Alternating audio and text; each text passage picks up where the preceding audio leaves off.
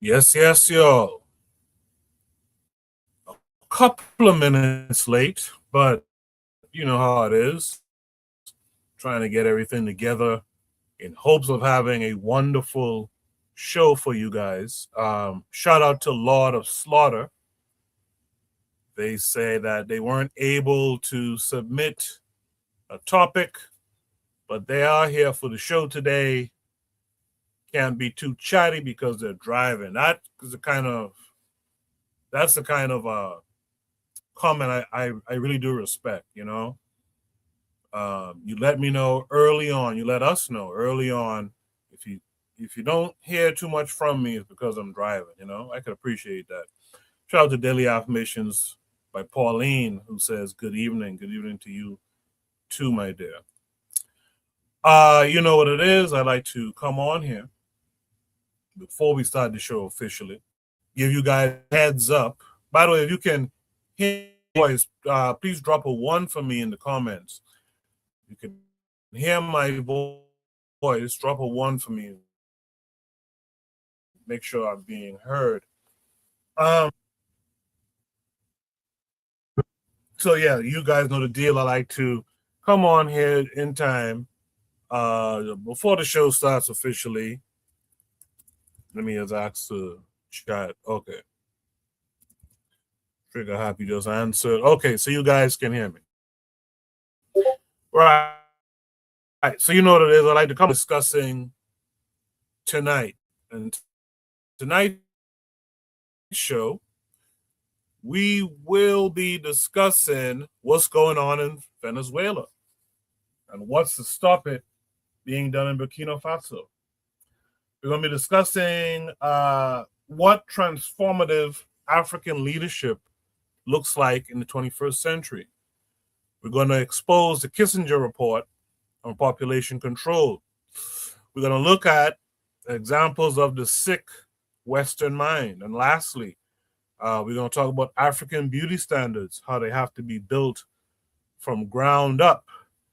We're going to talk about those things tonight. Hopefully, we'll have a nice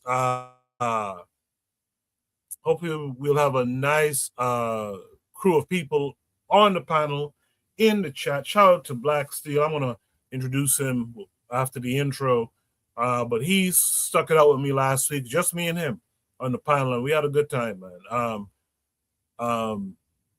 What I'm gonna do now is start the show officially, and on the other side, I will drop Shoot the Breeze topic number 1, as well as introduce all of my panelists. So do stay tuned. In the meantime, hit the like button, share the show on social media, invite a friend to check out the show. All right? Hang tight.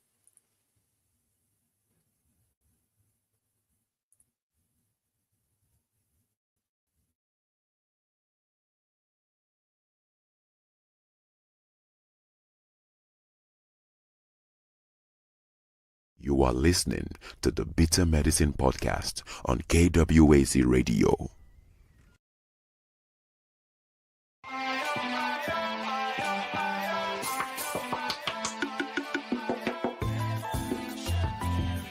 Welcome to the Bitter Medicine Podcast, where it's all about Black empowerment.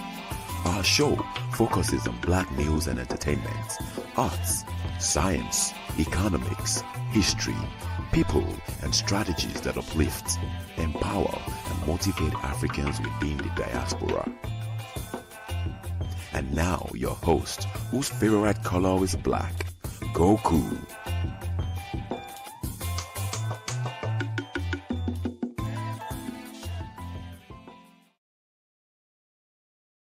Welcome back to the Bitter Medicine Podcast. I am your host, Koku.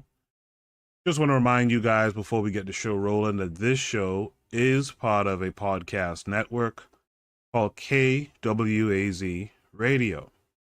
There are other shows on the network you are invited to tune into. This is D Webb with the Harsh Reality Podcast, asking you to tune in where we tackle the news of the day that affects our community, only on KWAZ Radio. Peace, family. This is Oni, inviting you to listen to the pro-Black perspective, where Black problems are addressed with Black solutions. Greetings, fam. Tune in to The Learning Curve with me, the Revolutionary Matron on KWAZ Radio.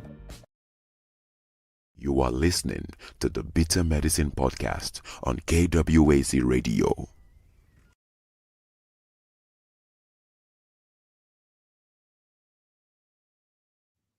Yes, indeed. That's interesting. It used to be when a video was finished playing, they would unmute your mic automatically. I noticed they haven't been doing it now, just as a side note. But also want to remind you guys, tune into Brother Bakari, BBN Network, tune into the Forecast Radio, tune into Consider Cheek, Realm in the Bush, as well as tune to Kofi the Black Critic. I saw some new stuff from a few of them this past week, so make sure you guys are tuned in, subscribe, and actually go and partake in their shows. In the chat, D Webb says, "Happy New Year's, fam. Looking forward to the show." Appreciate that, Webb. Nelly says, "Good evening." Who else? I'm missing someone. Daily Affirmation by Pauline says, "Happy New Year. Happy New Year to you." And you know what, man? I'm hoping for the best for all of us in this new year. 2025 was a tough one for me, but I'm hoping that 2026 and beyond for some time will be even better. With that said, let me welcome in my first and only panelist so far tonight. I'll be Black Steel. Black Steel, how are you? I'm doing great, Coach. How about yourself, man? I'm good, man. I'm hanging in there. Happy New Year. Yes, Happy New Year to you, too. Good to see you again in the new year. With that said, you know what? Let's just get right into it, man. By the way, shout out to Buana. Like I mentioned last week, he had a death in the family. So that's why you haven't been seeing Buana in a few weeks now. We hope the best for Buana and may he be encouraged during this time, I know how it feels, man. So shout out to Buana.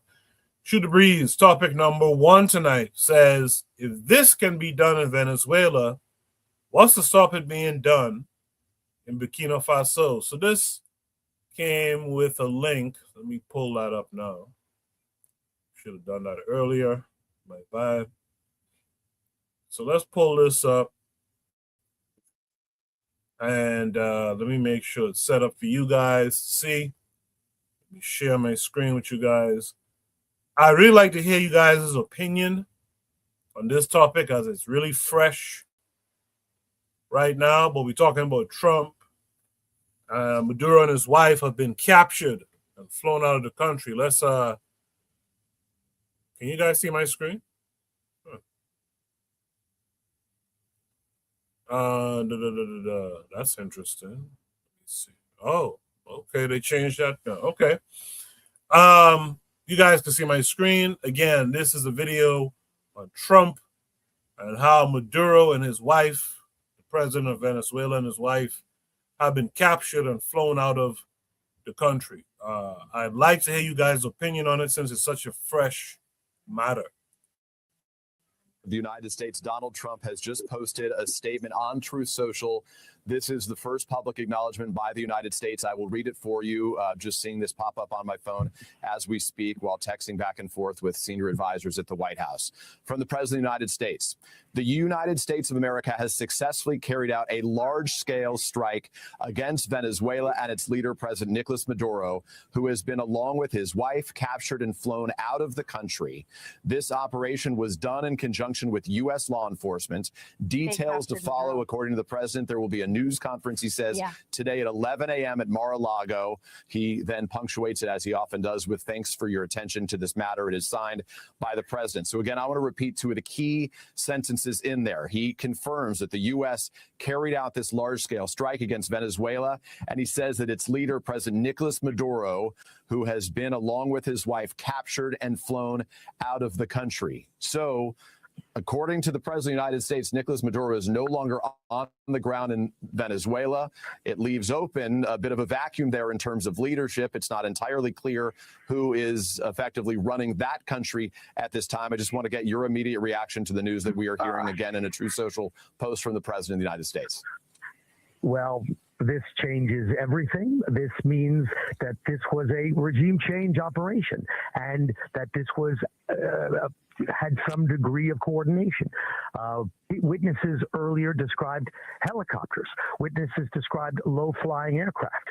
I was taken aback by what you just said, that Nicolas Maduro and his wife have been taken into custody. That means there were either local forces on the ground or local forces working with Americans to hand over the leader and bring him out of the country. An extraordinary development. We just saw a regime change operation take place quickly in the early hours. You said, does it leave a power vacuum?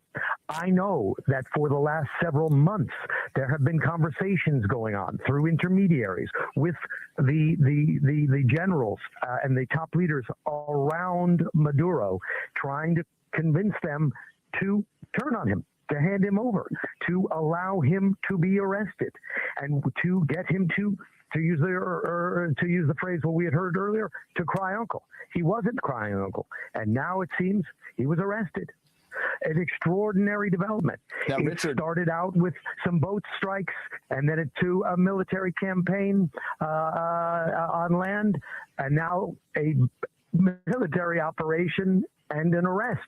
And Richard, that of course, it opens up a lot. Development. I apologize for interrupting again. That breaking news that according to the President of the United States, the U.S. has now successfully launched, carried out, as he says, what was a large-scale strike attacks in and around Caracas, the capital city of Venezuela. Beyond that, he says that the U.S. has captured and flown out of the country Nicolas Maduro and his wife. And Richard, I bring this up because it's significant for a variety of reasons. Nicolas Maduro, only a matter of days ago, said in a new interview that he was open to negotiating with Washington to combat drug trafficking, the first sign that this pressure campaign was taking its toll. The questions that it raises now are, was there any resistance by Maduro when this took place? Was this in some way negotiated with those around him? Those are questions we have on the ground. As you say, the U.S. swept in and did this under the veil of darkness. It took place very quickly. We don't know what may have occurred on the ground right now, but it raises a lot of real questions about what, if any, conversations did exist in any form with Nicolas Maduro, or if this was the first contact when, in effect, the United States military was knocking on his door and sweeping up him and his wife and taking them out of the country. Panama 2, Noriega. People, those who remember the story, he was accused of being a narco trafficker, refused to leave. U.S. forces swept in and grabbed him. To answer some of the questions, I know for the last several months there have been contacts through intermediaries with Maduro's inner circle to try to convince him to leave the country. He was not interested. He was resisting. This pressure campaign has been escalating. First with the boats, then with President Trump declaring him a narco-terrorist, then all of the U.S. military buildup in the region, the aircraft carrier strike groups, the submarines, the drones, aircraft. Then shortly before New Year's, a land strike allegedly carried out by the CIA. Very few details about what was hit then. And now, overnight, a capture operation. You don't do a capture operation without attacking some military sites, because you need to clear the airspace, you need to clear away air defenses, you need to protect the helicopters and the troops that are going in to remove the person you're trying to arrest. So the U.S., President Trump just decided to pull a Panama 2 for New Year's and effect regime change in Venezuela. An extraordinary development. And you asked, was this coordinated? It could only have been coordinated with at least some people who turned on Maduro, because the people knew where he was. They knew where his family was. It sounds like he is still alive, and I would not be surprised if we see him in front of an American court in the coming weeks or months. We thank you for watching, and remember, stay updated on breaking news and top stories on the NBC. Yeah, that's an interesting presentation that occurred there. I'm curious if you guys think it's an act by the guy off screen who's sounding so kind of worried about what America's doing in Venezuela. Do you think he's legit worried about what's happening there? Because he also brings up Noriega and them as well too, which I could remember when I was a kid. Man, a lot to unpack here with this situation, because that's the problem. Shooter Breeze topic number 1 says, if this can be done in Venezuela, what's to stop it being done in Burkina Faso? I see some of you have comments already in the chat. Let me hear from a panelist first, and then I'll get to those comments. Keep the comments coming, by the way. First to begin with, let me welcome in D-Web this week. D-Web, how are you? I'm doing well, man. Happy New Year. You can hear me, brother?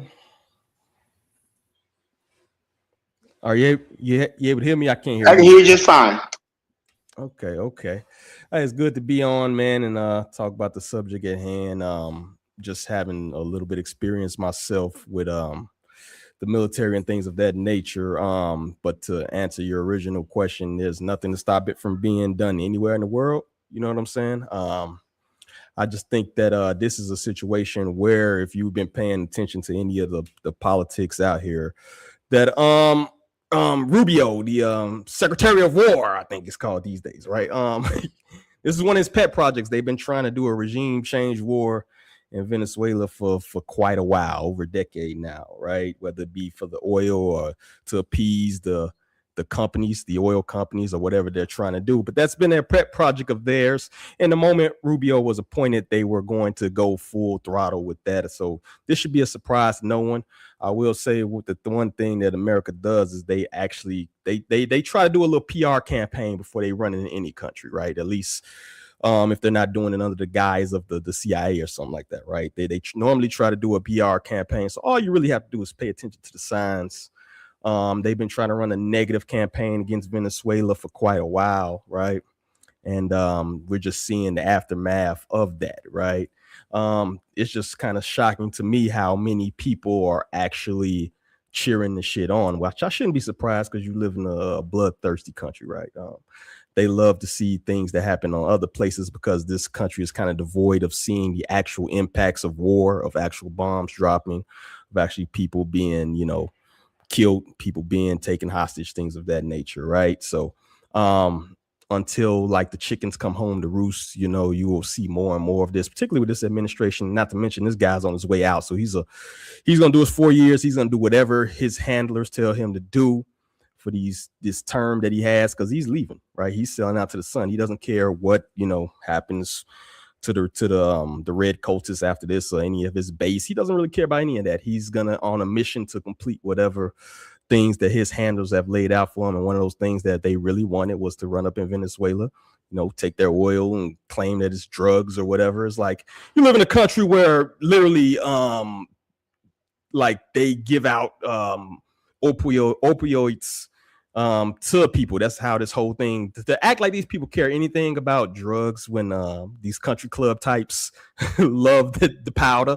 It's just funny to me, and it's just interesting to me how they could pull off a 2003 type of PR campaign, and a lot of people are still hanging on to that. So that's been the more interesting part. But to answer your original question, there's nothing outside of that's not their target right now, right? That's not their target at the moment, but it can be done anywhere in the world, right? So you need to get on your North Korea type of time, if you're asking me, and get you a nuclear program quick and fast and in a hurry, if you ask me. But that's all I got, man.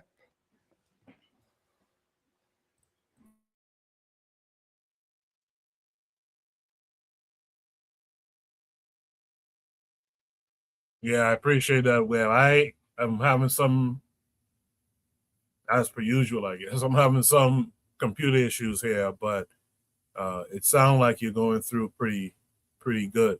I appreciate that, Webb. With that said, let me hit the chat real quick. Trigger Happy says, I watched when I watched Democracy Now! Weekly and saw the assassination attempt on Maduro and constant attempts to change the regime of Venezuela. America has wanted this for a long time. That kind of echoes what Webb was saying as well. Trigger says, apparently, too, following the story, he may have been sold out. There are also reports that a small team of the CIA was following his daily activities to make this a more swift operation. We have Roguish Son in the chat. Welcome to you. He says, facts. He says, this is just a test run to see how much of a pass they get away with. He says, but Professor Zhang has already predicted this. So I'm not sure who's Professor Zhang. Daily Affirmation by Pauline says, not only Burkina, but anywhere in the world. Yeah, that's what I thought about immediately, being from the Caribbean. I thought he could just go grab him and just tote him away somewhere, or go Jamaica, or I mean anywhere now. You know, if this flies. Trigger says, a Rothschild on Twitter congratulated Trump. Venezuela's banks are publicly owned. Yeah, you know the Rothschilds want their hand on that, you know, implementing their banking system in there. With that said, man, Black Steel, I know you've been waiting. I know you see everything everyone has said in the chat and what Webb had to say before you. What say you to all of it? So Marco Rubio, the Secretary of State, said that if I was a government leader in Havana, I would be really nervous. I do believe that Cuba might be next, right? They're looking for those elements within the Cuban government they're willing to overthrow, right? And we all understand this was never about stopping drugs. This was never about narco terrorism, right? This was always about getting access to Venezuela's oil, which Venezuela has the world's largest oil reserves. So this was always about that. It was never about, oh, we're going to try to protect the people from drugs and everything else like that. But we knew this. We know how the United States works. You know, they were manufacturing consent to begin the attack. That's all they were looking for. They were looking for a reason, looking for the right time, looking for the traitors within the government to be willing to help them obtain what they needed to get that. But this signals, first of all, you know, the United States is a dying empire, but that doesn't make them any less dangerous. You know, the most dangerous animal is a wounded animal, right? So we understand that the U.S. is losing some of its soft power. In fact, I would say its soft power is gone, but its hard power, the ability to project force, is not diminished, right? And this is what we call the Monroe Doctrine, way back in the 19th century, when President James Monroe said the Western Hemisphere was the United States playground. That was their sphere of influence. There was a warning to the Western powers to stay out. So back then, the United States couldn't really enforce that, but now they can. Not only that, but the Monroe Doctrine is now global. So if they feel a leader is threatened or is dangerous, they will remove him. Or if he is counter to the U.S. Interests, if he challenges U.S. imperialism, if he wants to take his country off the dollar standard and trade their resources in local money, this was a shot across the bow not only to those in Latin America, but also to Russia and China, who are challenging U.S. hegemony. And the Chinese, you know, who were actually in Venezuela, they had Chinese envoys in Venezuela at the time he was taken.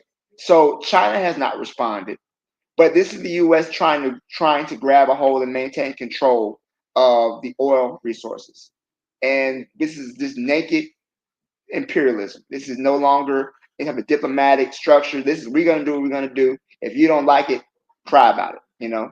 And I'm concerned only because what does this mean for a multipolar world? The U.S. is trying to grab up resources as fast as they can, be it from Latin America and Africa. We can see what happened in Nigeria on Christmas.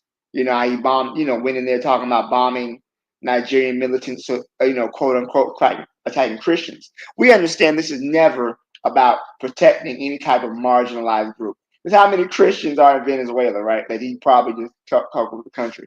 And another question too, what D Webb brought up, this was an inside job.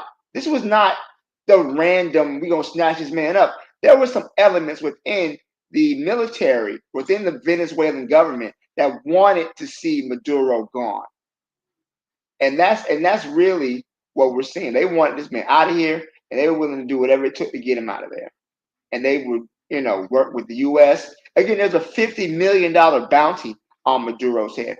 Who's gonna get that money? Somebody's gonna get that money. That's a hard thing to turn down. But when you have a traitorous class within your midst, you got to worry about that.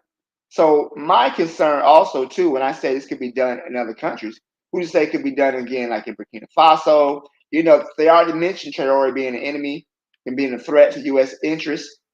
They just need to find that one person who's willing to sell his country out for money.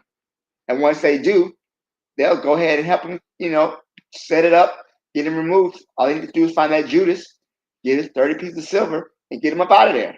And that's something we should all be concerned about as African people. That we have, we got to deal with the traitors in our midst. This is an issue. This is something that we cannot ignore. But yes, the U.S. is very hawkish now. We have a very conservative neoliberal administration who believes in strike first. And it's telling that the Iranians said we messed up. Who's to say that they don't try to remove the Ayatollah next? And that could change the balance of power in the Middle East. Also, too, much of the oil that Cuba received comes from Venezuela. China uses Venezuelan oil. Russia uses Venezuelan oil. They are literally trying to cut off the supply lines to these other countries, to isolate them, right? To bring them under U.S. hegemony. Or that to kind of the goal is to prevent a multipolar world. And that's the move they're making. Keep people from having access to oil, working together. This is to get off the dollar, this is all an attempt, because the dollar is used as a weapon. The dollar has been weaponized to use sanctions, to punish countries. If you don't want to work with us, if you want to nationalize your industries for the benefit of your people, no, we're not letting you do that. So, this is the reality. And Trump is, I would say he's probably just the most honest about it, because every U.S. president has done this. Like you mentioned Noriega. We all know what happened to Gaddafi. But I will say this: we got to get nukes, man. We got to get nukes. If those countries don't look at North Korea, they're not trying to invade North Korea because North Korea has nukes and they're willing to use them. The nukes probably won't hit the U.S., but they can hit Japan. So Saddam Hussein didn't have nukes. When Gaddafi got rid of his chemical weapons, that's when they invade him. Garvey said that there is no justice but strength.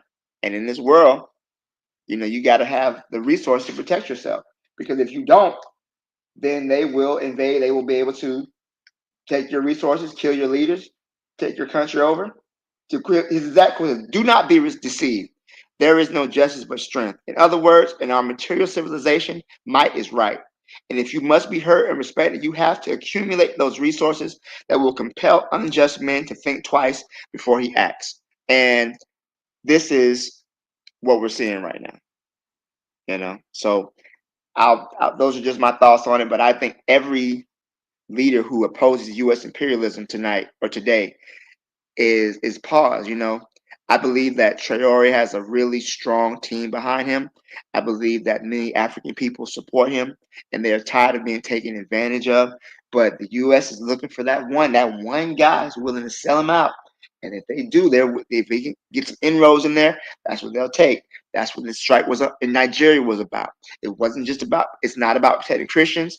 It's about creating military bases. It's about being able to be in a position to remove leaders who oppose U.S. imperialism.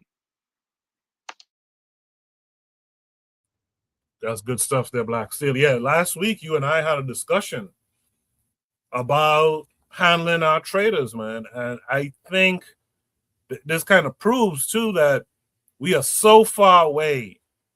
I mean, so far away from, attaining power of our own and self-determination, because we still haven't figured out how do you deal with the traders. How do you deal with the traders in the face of this U.S. imperialism?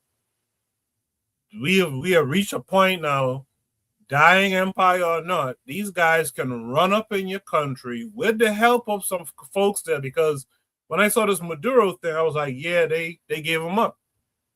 There's no way Maduro's supposed to be able to fly out of our country with the U.S. The people gave him up. How do we deal with this stuff? So also, Coco, think about it. Like Venezuela has like anti-aircraft batteries that were given to them by the Russians, and these are effective but they didn't. Somebody gave the order to stand down. Somebody gave the order for these weapons to not fire. Who was it? And think also too, the woman who won the U.S. The Nobel Peace Prize this year, right? She was a Venezuelan woman who was against Maduro. Now she's being positioned into a state of leadership. She's a puppet, right? And she's going to do the U.S.'s bidding once she comes into power. Yeah, I saw her in an interview. I'm like, well, she's gonna sell them out. D-Web, you want to add something here? Yeah, man. Just to kind of piggyback off what you're saying, like the U.S. in itself has kind of mastered the art of subterfuge, right? Like, if you don't run a tight ship as far as you're in a circle, then you get what you got. Same day with Gaddafi, right? Like, if you don't manage who's around you, because they have literally mastered that, like they got that down packed. You got to be willing to go like scorched earth. That's the biggest thing. That's what you see with North Korea, right? North Korea let you be. I think they just shot off a nuke tonight just for the hell of it, right? Just like to let you know they ain't fucking around, right? He's letting you know he's willing to go scorched earth, right? And like you said, he has near targets that are of interest to the United States. So that's one thing that kind of saves him addition to the fact that he got nukes. But honestly, if you have a country out here and you are not willing to like bend the knee to the U.S. imperialism, bro, you got to either make friends with those who are powerful enough to kind of save your ass, or you got to develop an air force and a nuclear program, period, point blank. That's all it is to it. The one big strength of the U.S. and why you have the Monroe Doctrine is because the greatest strength for the U.S. is its location, right? It's very hard for the U.S. to actually be hit, right? That's why a lot of people in the U.S. are numb to war, don't know what the fuck it looks like unless you served or some shit, or you lived in another country. You don't know what it looks like. You don't know what it looks like to starve. You don't know what it's like to have an interruption of the logistic network. None of that shit, right? A bunch of spoiled brats in the U.S. That's why they love to see this shit. They get to watch it on TV. They get to watch bombs drop on TV. Also, the big thing going just back to the propaganda piece, the media apparatus, right? The United States essentially controls the media apparatus. That's one of the things they did was take over worldwide television. That's why people in fucking Saudi Arabia watch Friends, right? They've taken over the media apparatus. That's why they made a big fuss about TikTok, right? Because TikTok essentially was not controlled by the U.S. It was doing their own thing. They had Chinese investors and things of that nature, but TikTok was not controlled. That's really why they shut it down, for a couple of reasons. But the big reason was the U.S. did not control that media propaganda that was growing and growing and growing. Now they are actually made U.S. companies get invested in TikTok in order for them to make it visible in the United States, right? So that was the big play, and that's something people need to take just be cognizant of the media you absorb and what your kids are watching, what you were watching, because that's like probably the biggest asset. In addition to the subterfuge point I made earlier, is that the U.S. is very great at running PR campaigns, and before they run up in you. So just keep that in mind. But that's all I got. Good stuff, Web. You said something here that made me think of this comment in the chat from Roguish Son. He says, so at what point do we acknowledge that these white people are the very same people that we read about in the history books that they tried to distance from when we were children? He goes on to say, How long do we let them cry, quote unquote, law and quote unquote health and safety while doing straight up governmental gangster work? Then he makes an interesting comment here. A lot of Slaughter says, traitors. That is exactly why I will never align or accept any FBA. But that propaganda machine, man, some of you guys are smarter than me. Some of you guys have military training. How do you deal with this thing called media? How do you neutralize the media influence that they end up getting consent through to do some of the stuff that they do? Do any one of you on the panel have an idea how you neutralize that? I would say you can only counteract propaganda with positive propaganda. It's something. That's one thing you got to realize, is that propaganda can be countered with positive propaganda, though. Like it's difficult, but you have to be in a position where you have to counter their information with information of your own, right? And I think that's one thing we can't lose sight of. That's why I think stuff like bitter medicine is so valuable, because here we are countering the traditional narrative, And somebody mentioned FBA, which I don't like to talk about them, but it's a good point, because a lot of people are buying into this nonsense. They believe that, oh, we're really working to try to do something to help the Venezuelan people. And anybody with the sense of a goat knows that's not the truth. But yeah, we gotta be able to cut off the nonsense. But we understand as African people that they're going to be fed this garbage. You're going to be able to say, oh, they're really trying to help people in Venezuela. And it's funny because a lot of Venezuelans in Miami are celebrating this. But name one country that was improved when the U.S. invaded. We can't do it. Look at Iraq. Look at Afghanistan. Look at Guyana. There hasn't been any countries that showed a marked improvement since an invasion by the U.S. So the propaganda is really strong, but we have to counter with the propaganda of our own. No, that's a great response. Yeah, it was Grenada who got invaded, and they ain't no better for it. Webb, you want to add something? Go ahead. Oh, no. I'm just gonna, say with Black Steel, that's a great point, yo. You know what I'm saying? Like this right here. Like, one thing I say is that I'm not gonna complain about nothing and not be willing to work to change it, right? You can't sit here complain about shit. You got to be willing to, work to change things. And one of the way you change media is by starting your own media platform. So salute to you, Goku, for starting a platform and continue to build, because it's trust me, I know it's hard to push through. You know what I'm saying? When you see certain numbers and then you see a number, you're like, man, I need to get up there and I should be farther along and stuff like that. But people are listening, man. And even if if you have children out here on the panel or whatever, you know what I'm saying, instead of putting on some bullshit music, throw this show on. I throw the show on in the car with the kids in the car. You know what I'm saying? I throw on things so they can hear that. It may not be cool to them right now, but it will soak in. You know what I'm saying? Throw on the forecast show. You know what I'm saying? Throw on any of the shows here and let them soak that knowledge in. And that's how you counteract it, on top of just limiting screen time, particularly. And I always tend to gravitate towards the youth, because those are going to be the ones that carry the torch. You know what I'm saying? When we're in wheelchairs, when we're in walkers, right? They're going to be the ones. And any movement that doesn't attract the youth is actually a dying movement, right? So I think that's the biggest thing, is to make sure your children are absorbing, good media, even if they don't necessarily appreciate it right now. We know from experience, us being older cats, that sometimes they appreciate it later on in life. So that's all I want to add to that. Yeah, that's good advice at the end there. In the chat, Rogus' son said he's going to come up. He's here now, but let me just finish reading a couple of these comments. Our sister Cheryl is out in the chat. She says, I just cut off the TV. She says, I'm a TV kid, unfortunately, but husband told me sometimes you just got to cut it off. Yeah, so that's the options, really. Cut it off, tune out, or like the panelist said, make your own stuff, Cheryl says, doesn't completely solve the problem, but not watching the idiot box every day definitely helps. A lot of solace said youth is everything. Kofi the Black Critic is also out there in the chat saying, Happy New Year, family. Happy New Year to you too, brother.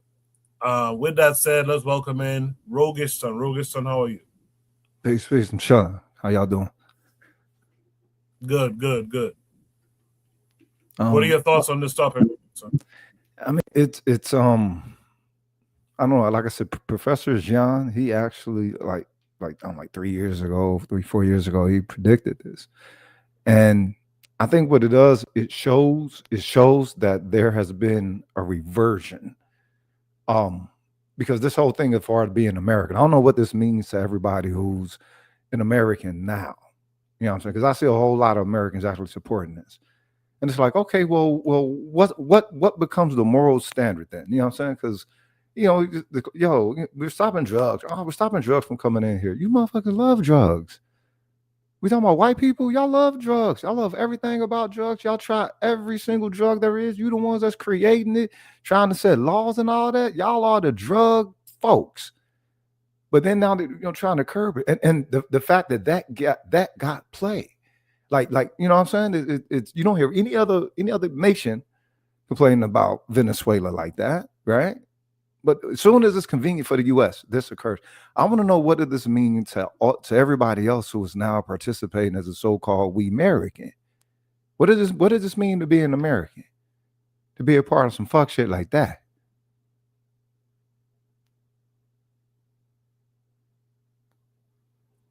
Rogerson, that's a great question. That's a great follow-up question. And thanks for being here and coming up on the panel, by the way. And don't bother to feel nervous. We all friends and family here. So you can just fit in. But that's a good question. So as you know, I like Black Steel. I don't like the FBA conversations too much. But there is that question though. What does that say for Black folks who identify as American? Because that's their nationality, but also kind of being in that position of you kind of have to support what America is doing. Oftentimes, a lot of other Black folks too. By the way, it's been by default. The thing is, it's largely been by default. Ever since second grade, I've said "fuck America" is my man, is deity. When I found out that it put crack in my neighborhood, turning my shit from Earth, Wind, and Fire to First 48. You know what I'm saying? So we're talking second grade. I ain't never let up off of that. I ain't never let up off of fuck the police. None of that. There's a lot of Black people that so-called grow out of that, and then you see them growing into their capitulating earlier generations, right? I've never been about that. In 1984, I saw America had a problem with Black people. So I had a problem with America. I've judged all of this only just from being Black. That's my only lens. And when it comes, so I can view this with a shame America shit. Because I ain't never, even though, being part of them ranks and all that, I don't know, just to get a good understanding of how the world really is. And you realize that, okay, it's all about the value standard. These Peckerwoods can say whatever they want to initiate a war with another people, and it won't get declared that unless they declare it so. So now you got to ask yourself, what's the measurement of safety? What's the measurement of health? What's the measurement of because this is supposed to be universal, right? Hey, there's nothing wrong with war, but if you utilize it as a business, then that's different. You know what I'm saying? You would want to hold such a country to a much more stern of an accountability of getting into war. But nah, you know what I'm saying? It's so I think what it is, it's like somebody said earlier, I think Brother Man said earlier with Trump just, he's just being honest. And that's what it's been. He just being honest, and he's being honest about these people as a culture. This is what we're dealing with.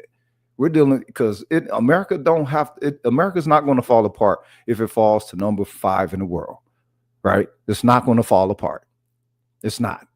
The United States, the convenience framework, how y'all have it set up to be for these greed feeders to feed their consumers sort as they wish, there's nothing going to fall with that. It's just going to have to change. But if that changes, then they change the way that they eat when it comes to the dough. That's the whole issue. The status quo is shaking to these peckerwoods and these greed feeding motherfuckers who are empty but got all the power, right? But they're empty. To them, they don't want that status quo to shift. It don't matter if their quality doesn't slip, you know what I'm saying, 60% or something like that. They don't want it to slip 5%. Does Black Steel, or do you have what thoughts you have about the Black Americans positioning in this in these situations? Well, I would say this. There's 340 million people in the U.S. And I think most Americans, I mean, you think about Trump ran on a promise of, we're not going to have any more new wars. We're going to America first, all the other stuff. So a lot of people are very unhappy with this turn of events.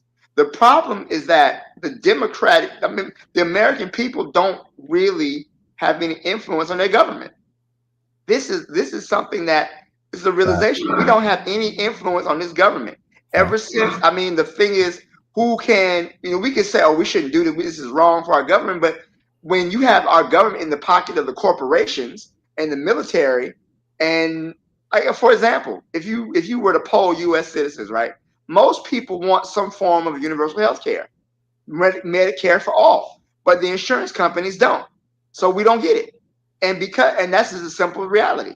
We don't have the say so in the government. So most Americans probably don't want something like this to happen.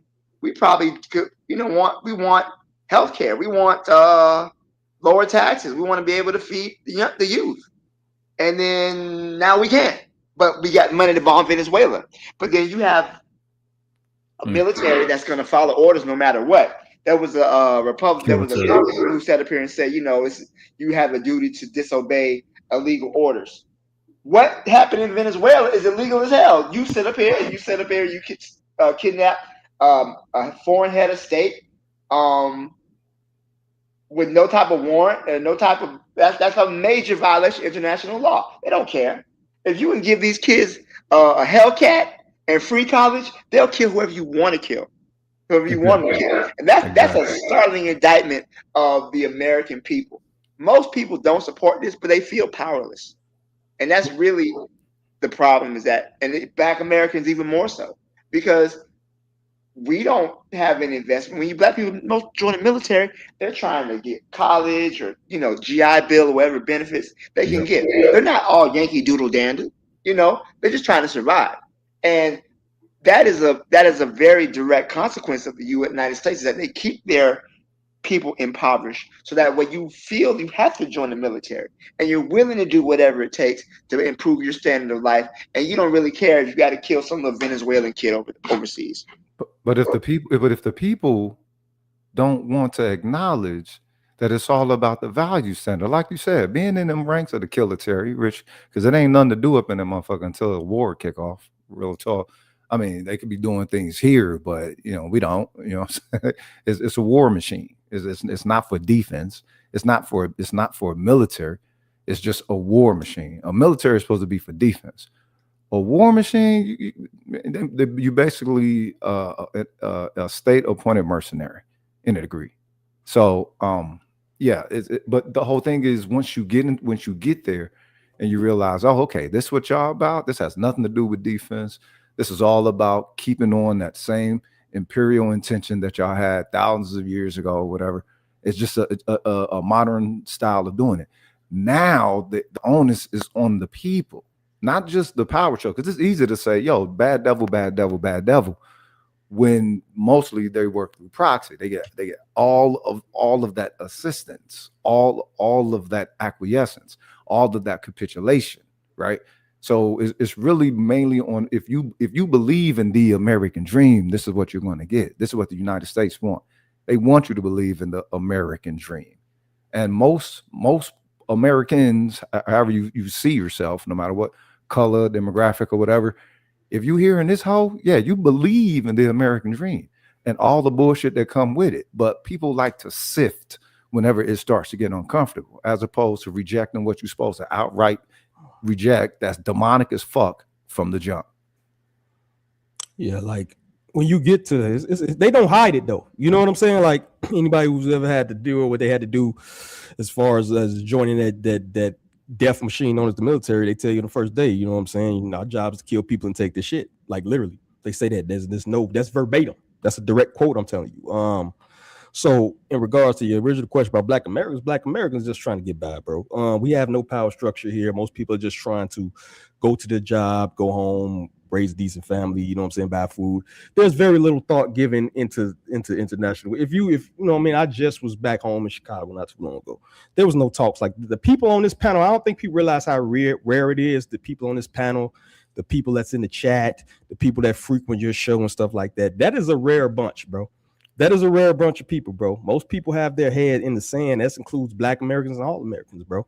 You know, I don't even mention FBA because the FBA really only exists on the internet.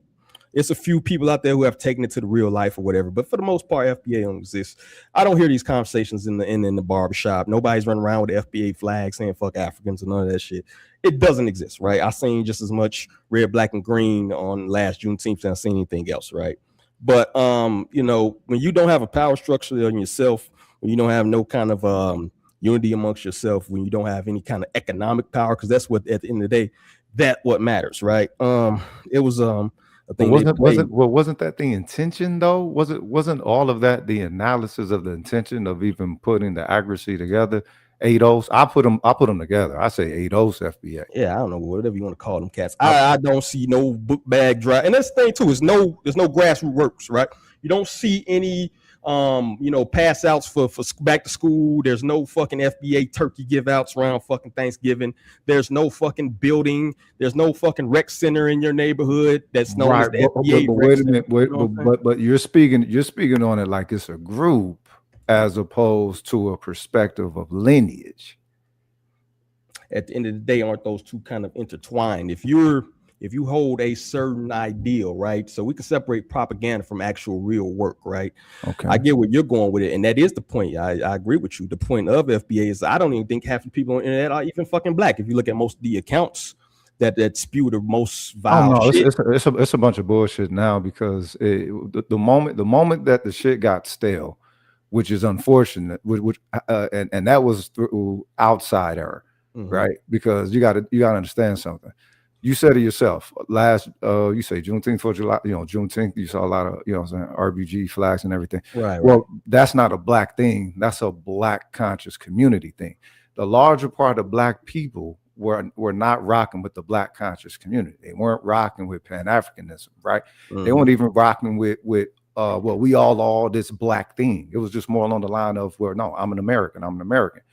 When 8-0s came and they wanted to make them specifics, what they noted was that, nah, y'all making this political. This ain't got nothing to do with political. Our identity has nothing to do with politics. It's more along the line of where we see ourselves as a culture. So foundational Black Americans, more specific, that drew in more of the average crowd, the average Black person who didn't look into their lineage. They didn't look into any aspect of the conscious community. So that didn't take them through any lanes toward Pan-Africanism or an understanding of a potential diaspora and connection, right? All they knew was that, oh, wow, I'm paying this type of attention to my Black reality in this lens. And then you had those from the outside speak up out of pocket at the average Black person who doesn't pay any attention to any of this whatsoever. And FBA was their start. We've already had 70 years of conscious community grassroots groups that, you know what I'm saying, largely get, you know what I'm saying, I guess dismayed or avoided by Black Americans because they think that it's anti-American, or they think that they trying to send you over to somewhere in Africa. Me and my ex-wife did this shit, 15 years plus, whatever. Been there, know it. So the thing is, when it comes to that, you have those who don't take a look at their, and I'll end with this. They've never taken a look at their lineage. Most of the time, Black people just think I'm whatever American that these Peckerwoods say that I am, as opposed to understanding that they have full agency to create an identity, to identify, based off of our own analysis. That got interrupted by folks who was interacting with us as if we were merely the defaulted classification and not identifying ourselves as a group, as you know what I'm saying, or as a people. That's why people say, oh, we all black. When the police pull us over, hey, that has no bearing on how we identify ourselves. But if that's yours, then that means that you're valuing us through the systematic framework. And what FBA is supposed to be is an adjustment in that. I mean, you know, but it turned into what it turned into, unfortunately. But you know that's also a problem that you gotta look within too, right? A lot of time, a lot what happened, man. I think particularly with the Pan-African movement, a lot of people got comfortable, man. A lot of people started going to academics and start being in these rooms and almost like the church, right? If you're not behind these doors talking, then we're not listening to you. They're not in the schools. They wasn't going to, you know, to the neighborhoods and putting in that work anymore, like you seen the early movements did. You know what I'm saying? Back to the Panthers of the day, right? You didn't see that anymore. I didn't see that growing up, right? You didn't see that. So it was kind of easy for a group like a FBA to try to get their little niche in because they there's nothing there for the people, right? So you have to go the fuck outside, bro. You have to track. That goes back to my original point of talk to the youth, yo. We can't just have these conversations with ourselves, man. We got to go outside and talk to the fucking kid because they're thirsty for knowledge, man. They have nothing to really fucking believe in, bro. But wait a minute. I think that's a projection because the issue right now is that the youth are tied into the value standards that are actually the antithesis of what they need to be. But how they get tied into it though? That's the chicken and the egg, right? I'm not blaming them. I'm not blaming them. Yeah. I'm saying when you bring it to them, just something as light as sagging, right?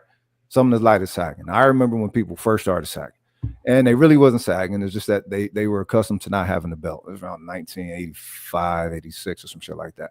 Mm-hmm. And cats who had got locked up in the mid 70s to the late 70s was getting out mid 80s, late 80s. All right. And you know, you get out, you institutionalize or whatever, or you condition, you know what I'm saying, under that paradigm. And you know, you got accustomed to not wearing the belt. All of us, we would never show our draws. In the 80s, you ain't gonna show your draws. It's like, hey, that's private, right? Right. Well, you tell them, okay, look, you know, start from there, and you try to give them, you know, the rundown of that. Even also prior to that, with you know, these pilgrims lynching us, you know what I'm saying, and you know what I'm saying, chopping off manhood and sagging the pants and shit. They don't want to hear that. They're like, look, it don't mean that no more.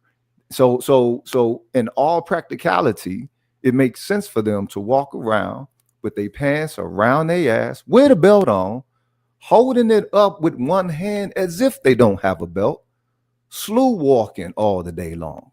You try to get some logic into that mind. I think all this shows that their value standard, unfortunately, it seems like it's actually done. You don't have access to the youth like that anymore. You don't have access to their attention span like that. Not unless you're talking about make some money or something. Get money around, nigga, get money. Right. I mean, what age are we talking about here? What age are we talking about? Oh, you see 50-year-olds, bro. I got uncles right now who pants, you know what I mean? They came before the 80s. They was youth, but that goes back to also you kind of have to have that strong power structure where if you create leaders, bro, people follow that. You know, they follow that structure, right?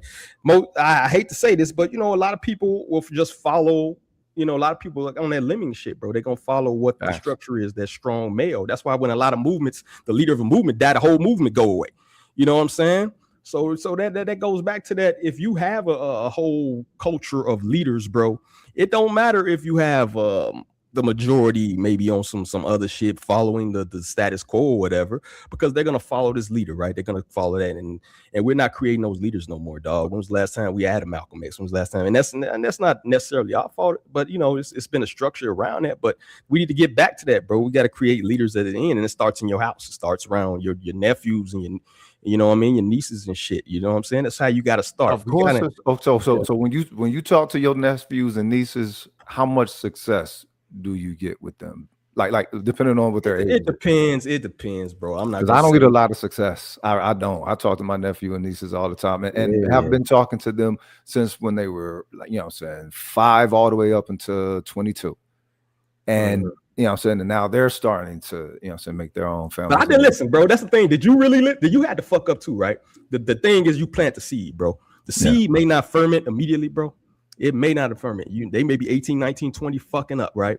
It may click at 33. It might click in the 30s like it did for Malcolm, right? Did Malcolm walk around at fucking 15? He was what, hustling? You know what I'm saying? Okay, yeah, but Plant the seed, dog. That's all I'm saying. But the social phenomenon that they have to encounter now that could potentially influence them to make, you know, decisions that are, you know, I guess unhealthy in their identity of being black and connection to being black, which is two things that I think we've never defined. I've been saying this shit for decades. That's why I don't say the word. I don't really like saying coon. You know what I mean? Because, you know, we call somebody a coon or something, but it's like, what is the standard that we set at what it means to be beholden to us?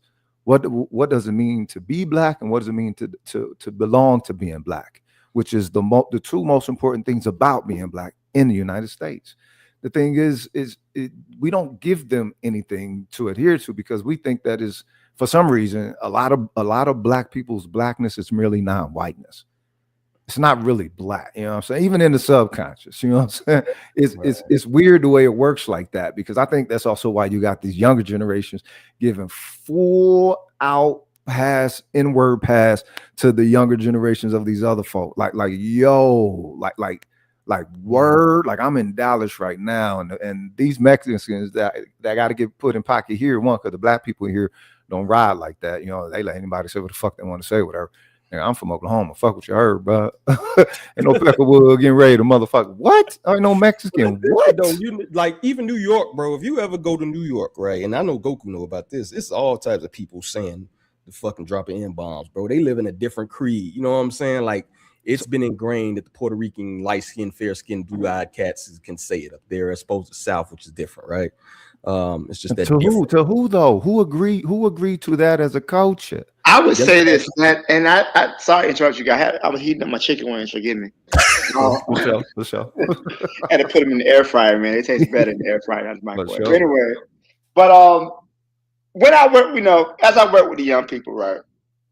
They have a desire for knowledge, right? They really do. But I would say this, that our families have become so fractured. I said this on my before on the podcast. I didn't learn any Black history in school. I learned it from my mother. You know, my mom, she bought me books, she taught me, and I valued and I appreciated that. I didn't learn that in school. So when as I work in the schools, I work with my students, right? If once you build a relationship, feel comfortable with you, and they come and talk to you, they're not receiving anything at home, right? They are receiving the propaganda and everything else at home. Now, every now and then, you know, you have a young student come in to me. Oh, I heard about this. Can we talk about this? Can we talk about this? And even though it's not on the curriculum, I'll make a little time to talk about that particular issue as it pertains to them, right? I work in a Title I school. We don't have the type of oversight that you would have in like a school that Title I just means a kid's school. A lot of students receive free lunch, which means that, you know, their income is pretty low. So we tend to have a little bit more leeway. We don't have the parents hovering over us the way you would. But I think a lot of they're hungry, but they don't know where to get fed at. And I think because we understand how our movements have been attacked. We mentioned the Panthers earlier. The Panthers were considered to be a major threat to where you had the government literally attacking and murdering and killing our revolutionaries or imprisoning them. We still got Panthers in prison to this day. We just lost H. Rap Brown, you know, may he rest in peace. He died in prison. So we really want to have organized and work with them. I said we do got to reach the youth, but I don't want to underestimate them, because they got this thing now they call them YNs, right? Young niggas. And to your point, I hear not only the Black kids saying it, but you're the white kids saying it. Yeah. And you're the Hispanic kids saying it. Yeah. And because that's a direct result of the media, of the music. It's not just the media or the music. What it is the essence of us being commodified. The thing is, I've always said we don't make music, we put our life to wax. And for everybody else, that's the reason why they feel it the way that they feel it. Now, even though that they feel it on the Earth, Wind, and Fire side of the game, and it's undeniable, you know what I'm saying? You got that funky on the one. It is what it is. The thing is, let's say that it's a little bit more rich than what everyone else is accustomed to, even amongst their own music. Okay, but that don't mean that you consume of it as if the people don't have any of this essence to maintain in an integrity into themselves, right? I mean, it's the thing is we've become a theme.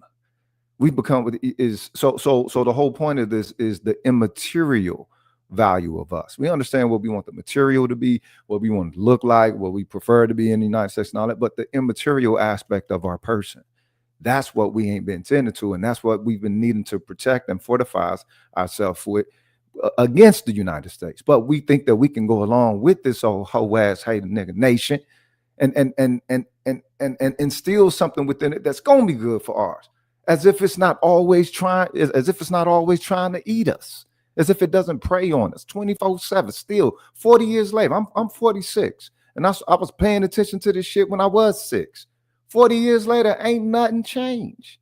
Other than us further commodified, just like everything else further commodified. And you know that that's the case. Again, when now you got all these non-black people think they got access to the N-word like crazy like that. Basically, they're saying, hey, fuck you, nigger. I can say nigger. And we got to accept that from everyone. To me, you said fracture. You start off with fracture. And yo, thank you for serving the future. You know what I'm saying? All educators, thank you for serving the future. Respect.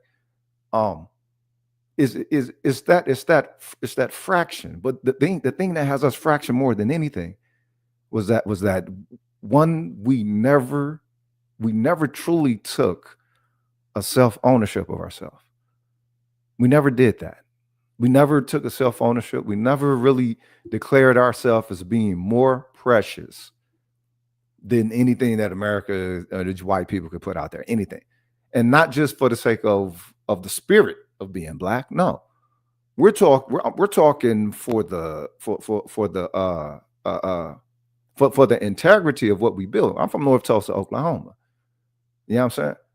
And there's a strong ethic there of striving, motivation. You know what I'm saying? We can do it. Never say I can't. Always say I'll try. There's always a way. I get it. But at what point do you acknowledge you have an adversarial sort in power that operate mafially or like fucking gangsters or whatever, no matter how convenient that they can make the I guess the essentials of life, right, within this society? At what point do you not acknowledge that you have this particular group against you? At what point do you is it go along to get along with such a group? And I'll end with this: for us not to declare that to do so isn't some remnants of that past pre-emancipation conditioning. It's like we never want to call white people the enemy. We never want to call the United States the enemy. We never want to call America the enemy. We never want to say that they have an enemious nature about them. We never want to say that they're adversary. We never want to say that, right? There's always a way. All you got to do is work around it, and you don't have any agency of your own existence by that. You don't unless you set your own reality parameters. You don't even exist. You're only existing as those who set the earlier parameters are permitting you to exist. And this is what we're running into. We're running into the end of all this. We're running into something that, I mean, I understand y'all want solution. We're running into the end of something that was essential. So think about this. It's like bone on bone with your knees. When that meniscus tissue is gone, the only way that you can get that function back, because it can't come back, through the meniscus, that's gone. You got to have an artificial means. We can't do artificial means with this. It was supposed to maintain a certain integrity from the jump. No matter what the white people said, no matter how dangerous they was, no matter how savage, evil, demonic, the United States, no matter KKK, no matter whatever, especially if you're going to say that you believe in an all-powerful deity, especially if that. So in ways, us going along with this shit is what's been fucking us up the entirety of the time. Ruggish, I really do enjoy listening to your takes here. I'll be real. The conversation got really good here, but I don't know if you know this. We tend to do about 5 topics during the showtime from 8 to 11 p.m. So, we don't get to really, do too much back and forth talking, but you'll see how it goes. You'll see how it goes. But what I'm going to do is I'm going to ask you to hold that energy right there. And let me introduce topic number 2. That's right. Shoot the Breeze. Where is it? Shoot the Breeze topic number 2 says, this is what transformative African leadership looks like in the 21st century. By the way, shout out to Sister Raw, Brother Bakari, Provide Triggers for Evolution, Marcus Garvey is the way. Thank you all for joining us in the chat tonight. Make sure you guys can see this. Okay. So again, Shoot the Breeze topic number 2. This is what transformative African leadership looks like in the 21st century. We'll watch the clip and then we will discuss.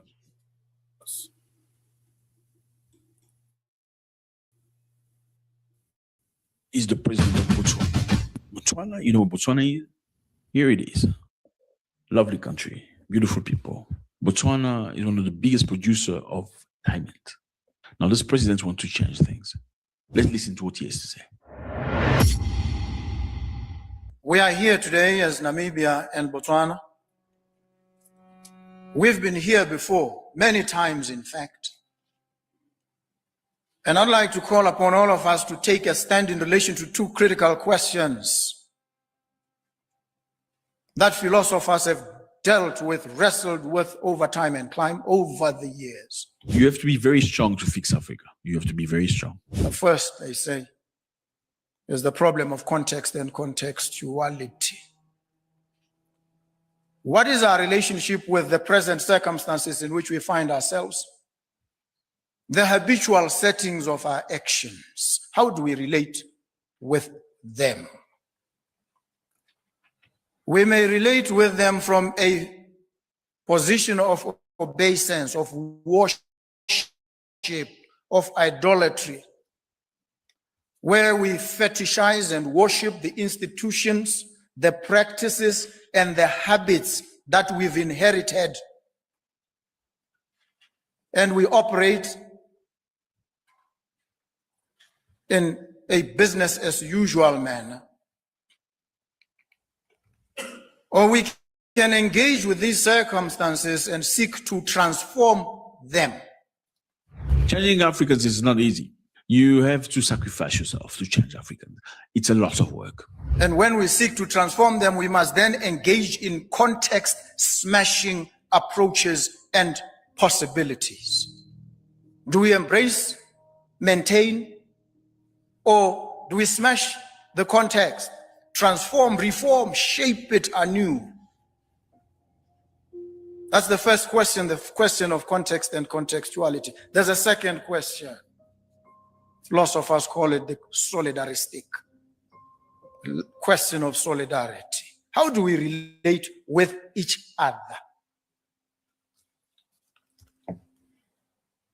Being a president is not just being in the office looking good and driving a nice car or being driven. Being a president is being in the field and making things happen. And this is what we're seeing. And when we consider this, we must appreciate a reality. We can't escape it. We can't run away from it. We need each other. We need each other desperately. We must acknowledge this. Botswana needs Namibia desperately. Namibia needs Botswana desperately. Fact. It's axiomatic. It goes without saying. But there's another corollary reality, and it is this. Despite the fact that we need each other so desperately, we also pose immense dangers to each other. And so in terms of this contradiction, we are pretty much like the proverbial unhappy couple. We can't live together, yet we can't live apart. We must make it work, whether we like it or we don't.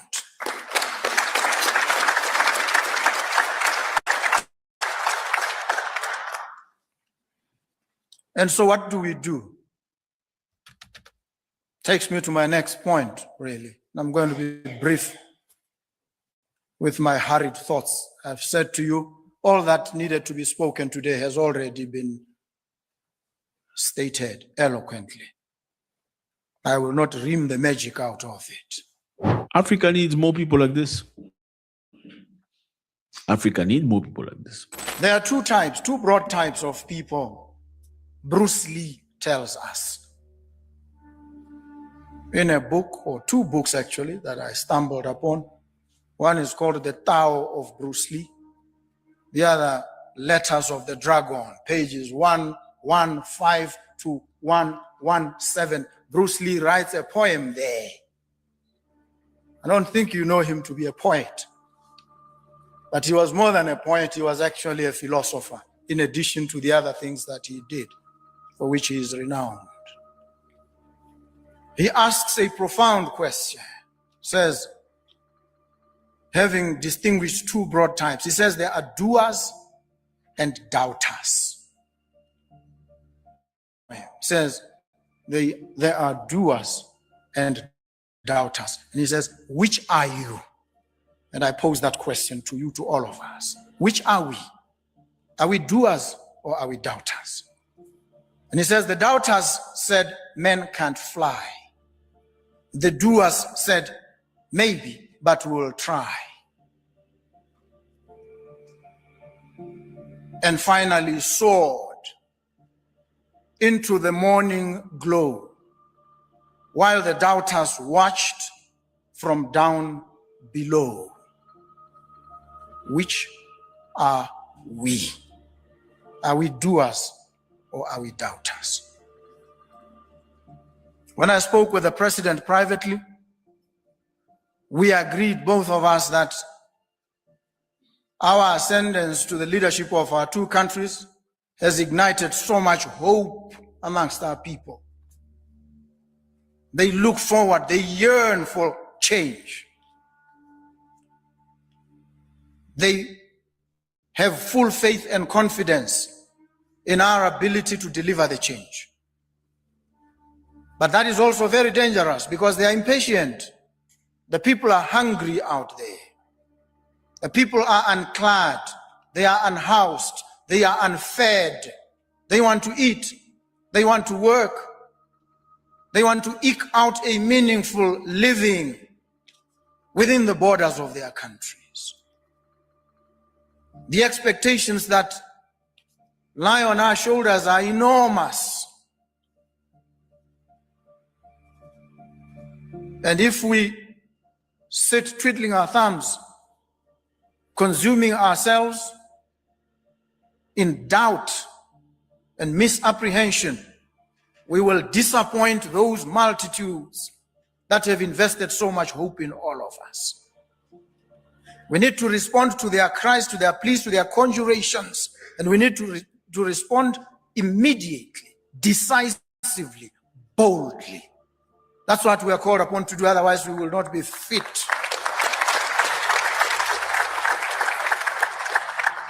So we are challenged every day, every step of advance, to prove our worth and mettle. Are we worthy of the responsibility that has been bestowed on each and every one of us? And so we are called upon now, in a practical manner, to make choices.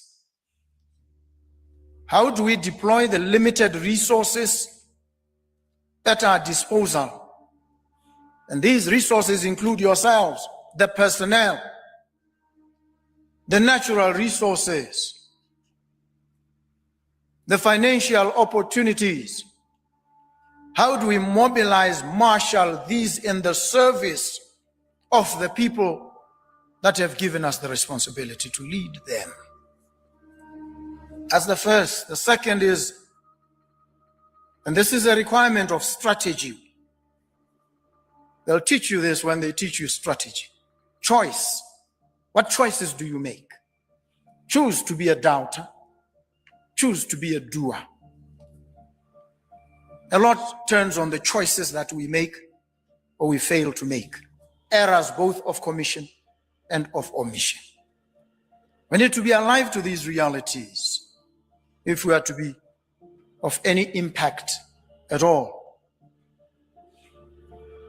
The second is empathy. In strategy, you need to have empathy. You need to consider the feelings and the interests of the others. In this case, Botswana must consider the feelings, the sentiments, and the interests of Namibia, and Namibia must do the same. It speaks to what I will call plausible complementarity between these two nations. Plausible complementarity. Botswana must complement Namibia, Namibia must complement Botswana. Not just in talk, in word, but in action, in deed. So all the sermons that you preach must now be translated into reality. They must be enacted in the lives of real people, those on the downside of your societies, those in the dumps catching hell. Your choices, your actions must translate into something meaningful for them to transform their lives. Empathy. The third is alliance, solidarity. These opportunities for cooperation, collaboration. Some of them new, some of them untried and untested. And when any person is confronted with untried and untested opportunities for collaboration, they recoil and they default into what they know and what they have done. But what we know and what we've done, the bulk of it hasn't worked or worked as well as we thought it would. So we are forced to reflect even on those routinized and collectivized, stylized forms of action and thought patterns, to review them, cast aside some of them that will work for both countries, for other countries in the region, for the continent, and for the world. So we need to strengthen our alliance. What does this entail? We must avoid unnecessary competition. Botswana must not seek to outcompete Namibia. Namibia must not seek to outcompete Botswana. There must be objective, plausible complementarity between these two neighbor states. What are we competing on? Namibia is a beef-producing country. Botswana is a beef-producing country. There's no need for any competition between these two countries. Namibia has a population of about 3 million, Botswana 2.5. What are we competing on?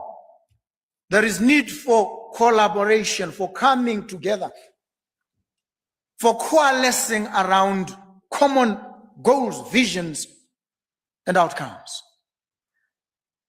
And so when Botswana fails to meet its quota to the EU because its national herd has drastically diminished, Namibia must step in and fill the gap.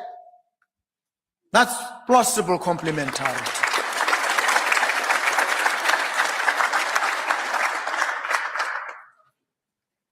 When Namibia cries out to Botswana and says, your policies in relation to cement have adversely affected my people, Botswana must pause, reflect, its empathy, and say, how do I accommodate the interests of Namibia in order for Namibia to also accommodate my own interest?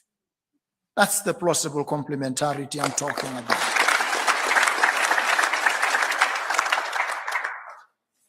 The fourth element, cause and effect. These actions that we undertake, what determinate outcomes do they bring? Not what we, in our suppositions and presuppositions, think What does reality bear out? Human causality. That's what we need to look at this level as leaders of an emerging continent that is the future of the world. Otherwise, we are too weak to be at the helm, at the front. We've got to justify our being as that emerging continent, the leaders of the now frontier. So we must know the best that is known and think the best that is thought in the world.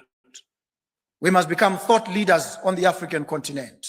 We're not begging to be recognized. We claim our place. We say, you are forced to look at us. You are forced to listen to us. We're not begging. We're not negotiating. We are staking our claim to the leadership of the world as Africans.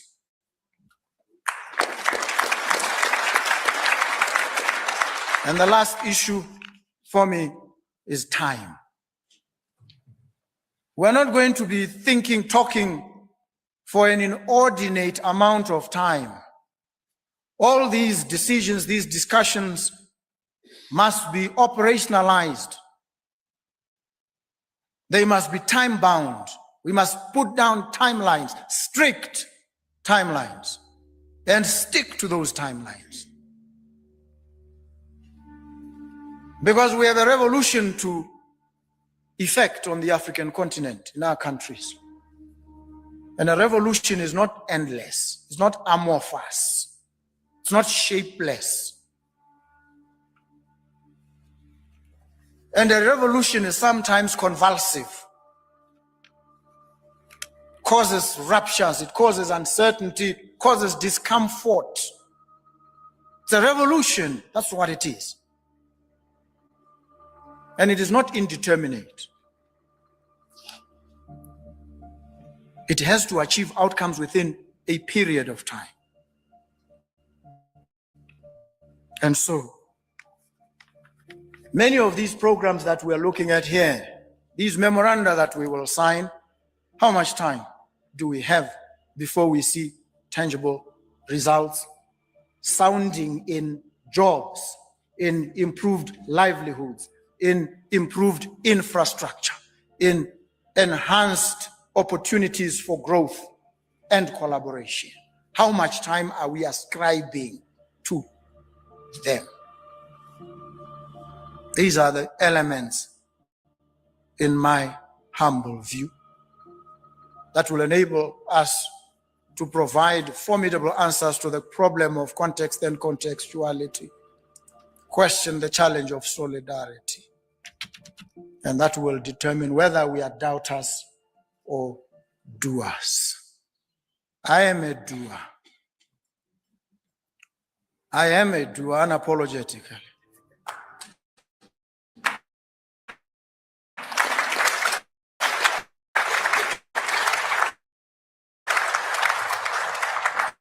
And I must be honest, sometimes you people, sometimes I get frustrated by you, public officers, with your rigidities, your routinized sluggishness, your reticence, your inability to respond instantly, decisively, boldly, objectively to pressing and trenchant problems.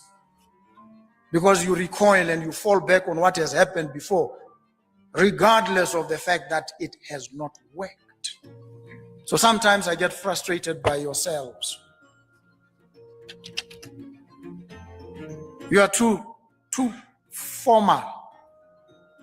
That's why you refer to yourselves as excellencies and all these other titles. I'm just a boy.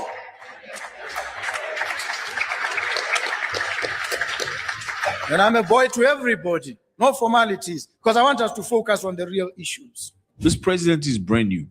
You can clearly see he's trying to make a very strong impact. He doesn't want to leave office and say, oh, we should have done this, we could have done this, we would have done this. He wants to be impactful. This is clear. He wants the army to be strong. He wants his people protected. Appreciating that we are all subject to human frailties, foibles, and fallibilities. We know that. We're human. We're not deities.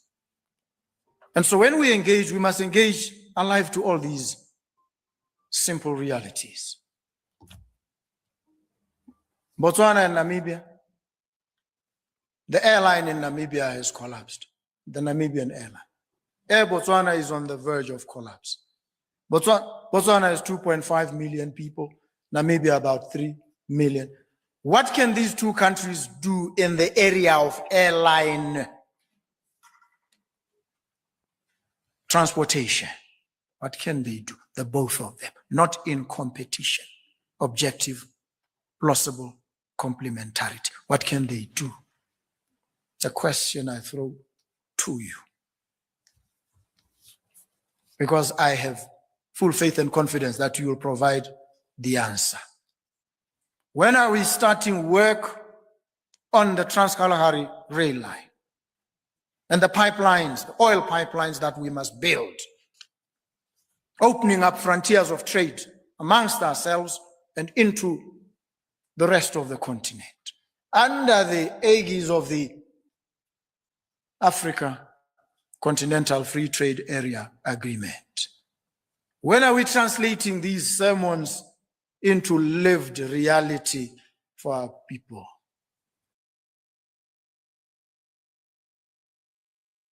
Yeah, usually we only allow about a 12-minute or so video maximum, but I thought that speech, I thought it was such a good example of Pan-Africanism in that speech that I think it's something that we really needed to hear. And I'll be honest with you guys, I don't really sit around studying the regions of Botswana and Namibia that much. But this guy in his speech made me want to, and I will, look into those countries a little bit more. And I think that's powerful. I think that's important, that we be good enough examples when we're given the ears of the people, that once you finish talking, people say, you know what? I want to see more from this guy. I want to hear more. I want to see what happens in this situation. So I do appreciate the person who posted this. Rugged son, I'll call on you when I'm, Gotcha. when the time is appropriate, all right? But yeah, I forgot what I was going to say. But anyway, Rugged son, go ahead. My apologies. When it comes to the main fissures between any other nations within the continent, right? So Africa. So he's saying to identify Africa as Africans, right? The thing is, what is it religion that's keeping Botswana and Namibia to, what I'm saying, at odds with one another, or what? In the past. That's a good question. That's kind of what I was addressing. I haven't really studied this region too tough, but in the chat, Sister Cheryl says that over 90% of Namibia is Christian, and Okay. I'm guessing that Botswana might be of an opposite mix. I'm just guessing. All right. I got you. Yeah, but continue. Yeah. So it makes me wonder, like, because I don't know. I see Africa as being preyed upon by the rest of the world, as far as I'm concerned. And it's like, all right, it's a lot of the world that's, trying to do what they want with it. It makes me ask the question, then, how is it that there aren't, even though you got, like, tribal differences, religious differences, and whatever, how is it that the greater threat never presents itself to the larger part of the nations of the continent? You know what I'm saying? Like how is it that, is it the religion that ties it in? Because I'm noticing that with, like, here in the United States, it's the religion that got Black people slavishly beholden to this motherfucker. It's the religion that got them slavishly beholden to white folks. And the demonic standards that this place hold. It's largely religion. And I just assumed that it was much more diverse upon the supercontinent of Africa. Yeah, apparently some people in the chat are saying it probably a nationalistic versus tribal view. That was Lord of Slaughter. Okay. So yeah, I don't have enough info. Maybe one of the other panelists do. So I'm gonna throw it to Black Steel. Black Steel would say.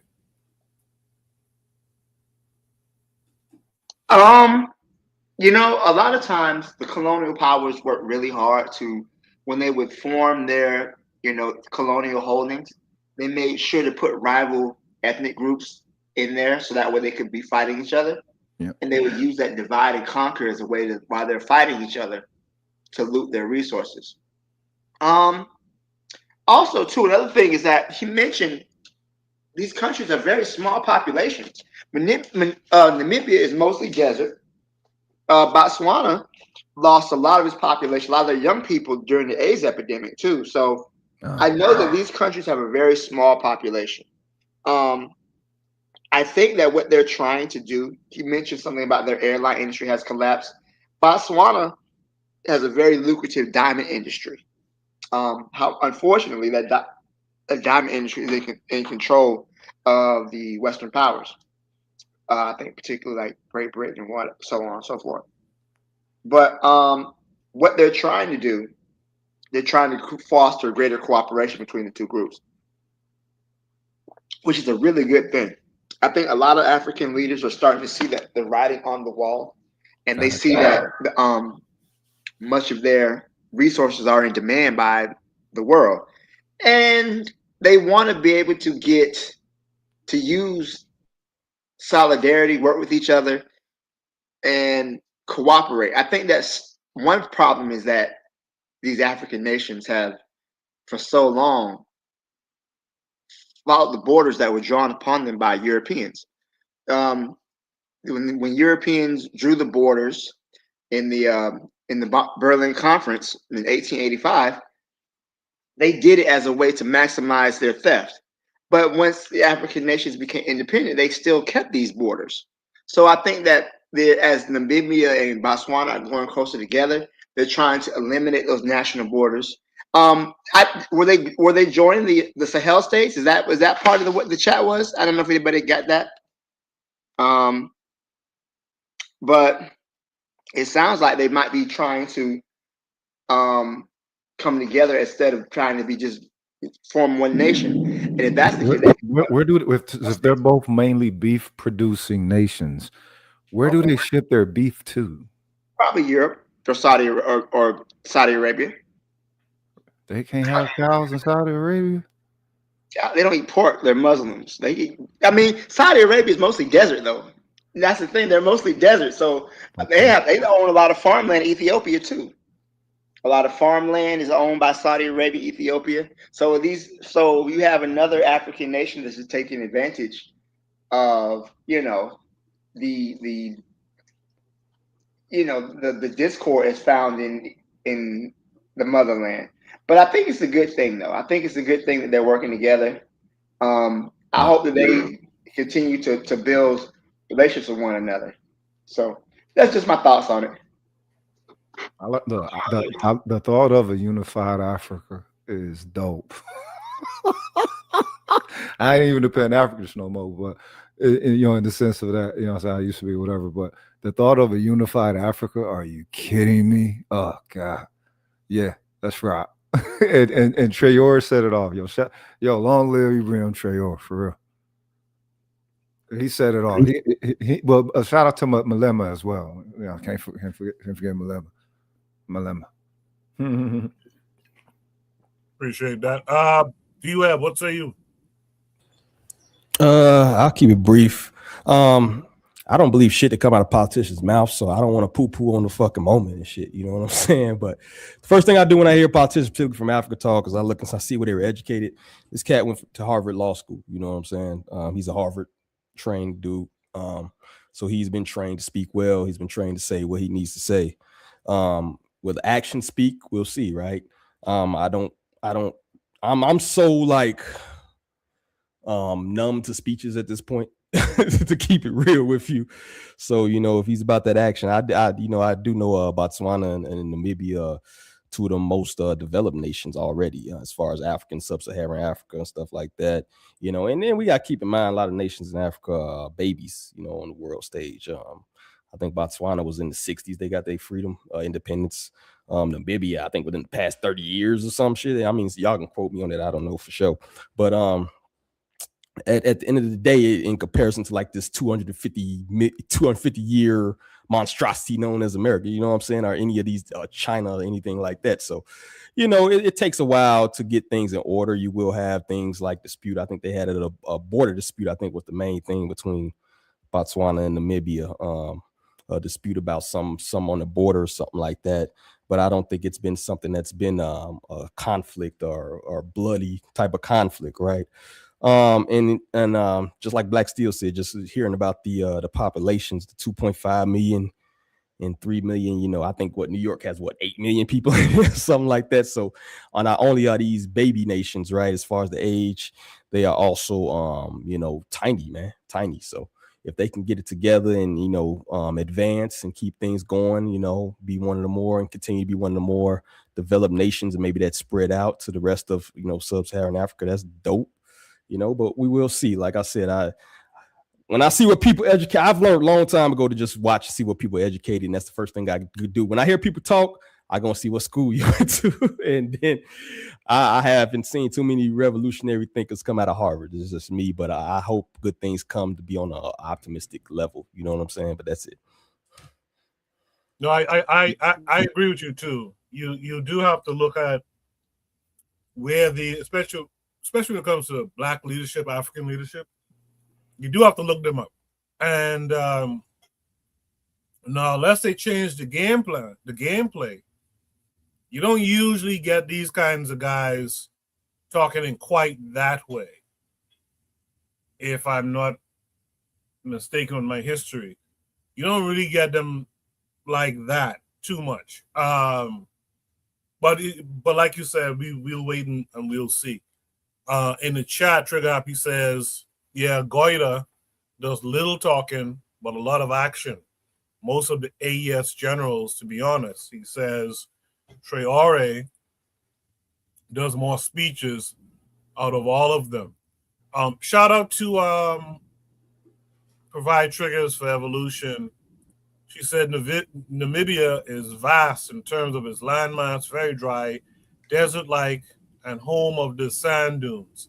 Driving through the sand dunes to where they meet the Atlantic Ocean is a marvelous sight. Just came from there. So shout out to Provide Triggers, who's always traveling. Is there any last thoughts on this prompt before we go to Shoot the Breeze topic number 3 tonight? Let's ride. All right. Let's go ahead. Let's do it then. Shoot the Breeze topic number 3 says, exposing the Kissinger report on population control. Exposing the Kissinger report on population control. This comes with a link that's going to take us. Wait a minute. Hold on. Maybe I didn't do it yet. What year did it come out? Just give me a second. This came out back in the day. This Kissinger died at 100.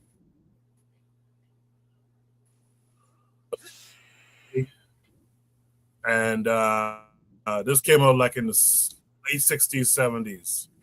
Okay. Just give me a second while it loads up in the background, and I'll share my screen. Okay. It's gonna be good, Jack. So yeah, I hope it's a good one. You guys should be able to see my screen now. We will watch and then we'll discuss. Here to explain the Kissinger report, a key feature of the global population control push, penned by the man who passed away peacefully last week at the age of 100 years old. Dr. Brian Close is the Human Life International Director of Education and Research. He has long studied the impact of the late Secretary of State's report and is here to share with us his findings. So, Dr. Close, thanks for being here tonight. It was great to be here. Great. I'm excited for you to talk to us about this. So explain for the audience here tonight what the United States National Security Council promulgated back in December of 1974 with the National Security Memorandum 200, otherwise known as the Kissinger Report. Well, back then, the National Security Agency, which at that point in time was comprised of, for this purpose, the Department of Defense, the State Department.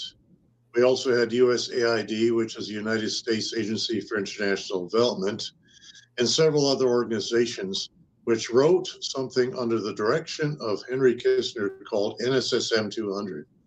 NSSM 200, and you can find it online on the USAID website. What this did, the subtitle is called The Implications of Overseas Population Growth for U.S. Security and Economic Interests. And right in the document, in the first couple of pages, it says that the United States will need large and increasing mineral resources from lesser developed countries. And so we have to be able to hold down the populations of these countries in order to have access to their natural resources. And this was done through four means: comprehensive sex education for the children, widespread contraception and sterilization programs, the legalization of abortion, and coercion using food as an economic weapon or a weapon of war. It is so sad. Like you said, a lot of this comes back to economic or political interests abroad. We don't want, I guess, from Kissinger's point of view, instead of the dignity of human life in the valley, we don't want too many people, right, out there in the world being able to thwart our plans abroad. So let's just kill them all, right? Ends up being the big push. And it's interesting, as you point out in the report, how it's hidden through altruistic, type language where it's, oh, no, we do this because we care about you. Of course, it's the farthest thing from the truth. Murder, how could that ever be And however, that's how they present it. We know with Margaret Sanger, right, the founder of Planned Parenthood, that's something she talked about a lot, is that she would go to, she was very racist, she was very pro-eugenics, but she went to specifically Black churches and the rest and said, no, you talk about abortion as if it's helping your Black congregation. Of course, that's not what she wanted. She didn't want to help the Black community whatsoever. She wanted to kill them off. But it's this idea of saying we're doing it for your benefit. So can you speak to that aspect as well? Because it's so evil and it's so everywhere, right? You're constantly hearing that pro-abortion language, that it's about love somehow and helping women and on it goes. But like you said, it covers up for something so evil. Well, interestingly, if you go back to 1922, and you can find this book online as well, it's called The Rising Tide of Color Against White World Supremacy by Lothrop Stoddard. And is a favorite book of the latter-day racists we have in the country today. And Stoddard sat on the board of Margaret Sanger's American Birth Control League, which later became Planned Parenthood. And in this book, it talked about holding down the populations, especially in the Caribbean and Africa, because they were rising in population. And even back in 1920s, the white race was not replacing itself properly, especially in Europe. So this is where the racism really took off. And it went through to the 1960s when there were memos between Frederick Jaffe of the Population Council and the International Planned Parenthood talked about methods by which we can hold down the population. This is in 1968 and 1969. Everything from sex education to the children to putting birth control drugs in the water supply. Nothing was out of bounds. And I think it's fairly obvious that Kissinger and his fellow travelers got their ideas from people like Stoddard and Jaffe and these other people.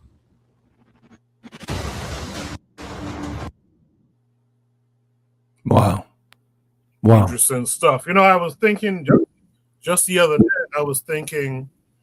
how I feel like if you came into consciousness in the mid to late 90s, especially, there was three things you kind of encountered very early on.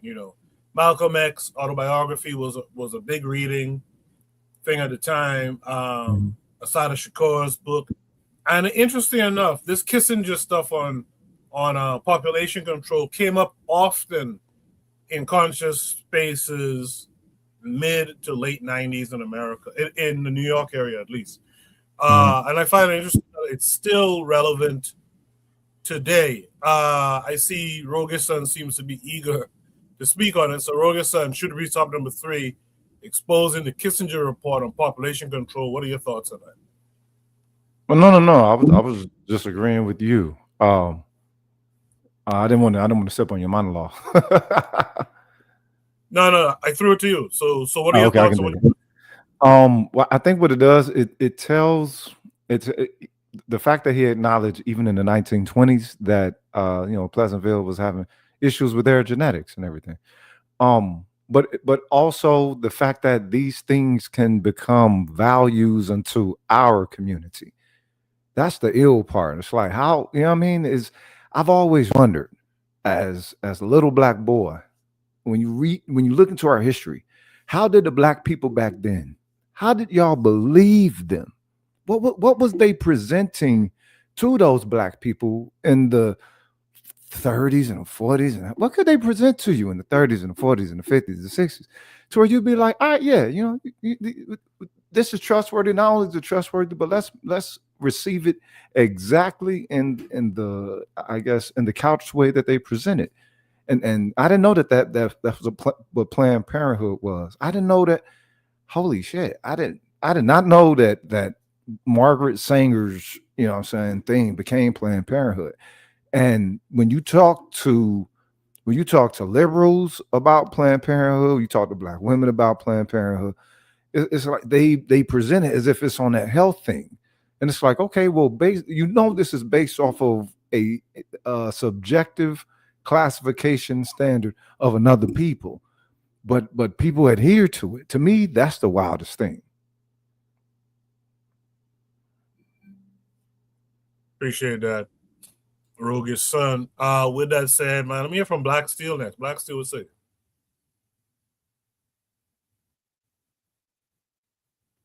So I got a different take on this myself. So I had to look up this One America News Network, OAN network, right? There are far right white supremacists. I wouldn't say white supremacists, but far right, conservative American type of network, right? They're like more extreme than Fox and further right than the Fox News. So a couple things. Number one, the idea of population control is kind of goes into this right-wing conspiracy, but they make it so they're really concerned about black people, which we know that's not true, right? There's been a lot of talk about the Great Replacement, the white genocide, and I say this in a funny way, as if white people are somehow under attack and their numbers are being diminished or whatever, right? But I don't know. It really, to me, when I've heard of Kissinger report, I understand that the idea that Earth is overpopulated is always been a white supremacist trope, because there's plenty of room for everybody. There's plenty of resources for everyone, but the reality is these resources are not distributed properly. When you have a country like the United States, who is only 5% of the world's population, but they use up so much of their resources, it's never been a matter of we don't have enough. But the idea that they're pushing abortion for population control, I've heard that before. But I do know that in many situations, right, these people will sit up here and they'll talk about how we shouldn't have abortion, but yet at the same time, they're not pro-life, they're pro-birth, right? So they don't give a damn about that kid once it's born. They'll cut, and this is coming from the far right movement, they'll cut money for social programs, they'll cut money for housing. Look, we just cut money for the food stamps, right? So they want you to give birth to the child, but they don't want to do anything to help that child live a healthy life, or live a fulfilling life. So they'll do everything possible to just make sure you have the baby, and then once the baby's here, fuck you. So I'm really skeptical when I hear this coming from these really far right conservative groups about talking negative about abortion, because you don't give a damn about kids. You don't give a damn about kids. Look at Every year in the United States, Yeah. we have a school shooting, multiple school shootings. I'm surprised we haven't had one yet. Probably because Over schools. 600 a year. But yet, whenever there's any type of meaningful movement towards any type of gun control, oh, they're trying to take our guns. They want to. We got to protect our Second Amendment. So whenever you have a tip to improve the quality of life for children, especially in the United States, they don't give a damn about that. But they want to talk about abortion. They don't give a damn about abortion. They really want it. They really are concerned with the number of white people who have an abortion. But people have abortion because they can't take care of the kids. If you have my son is grown, but when you have child care in this country, you're talking about I know people who pay $500 a week per child. So how are you going to work with that? Most people are not going to have kids. They're concerned about the lowering birth rate of the country because, truth be told, the United States is below birth replacement level. So you have a situation where the people ain't have enough kids. But then you put the cost of living is so astronomically high, people can't afford to have kids. So you're worried about abortion, but you're not worried about the things that can improve the quality of life for people in the country so that people want to have kids in the first place. Right. So to me, it's a reality of misplaced priorities. That's just my thoughts on it. Well put. I agree.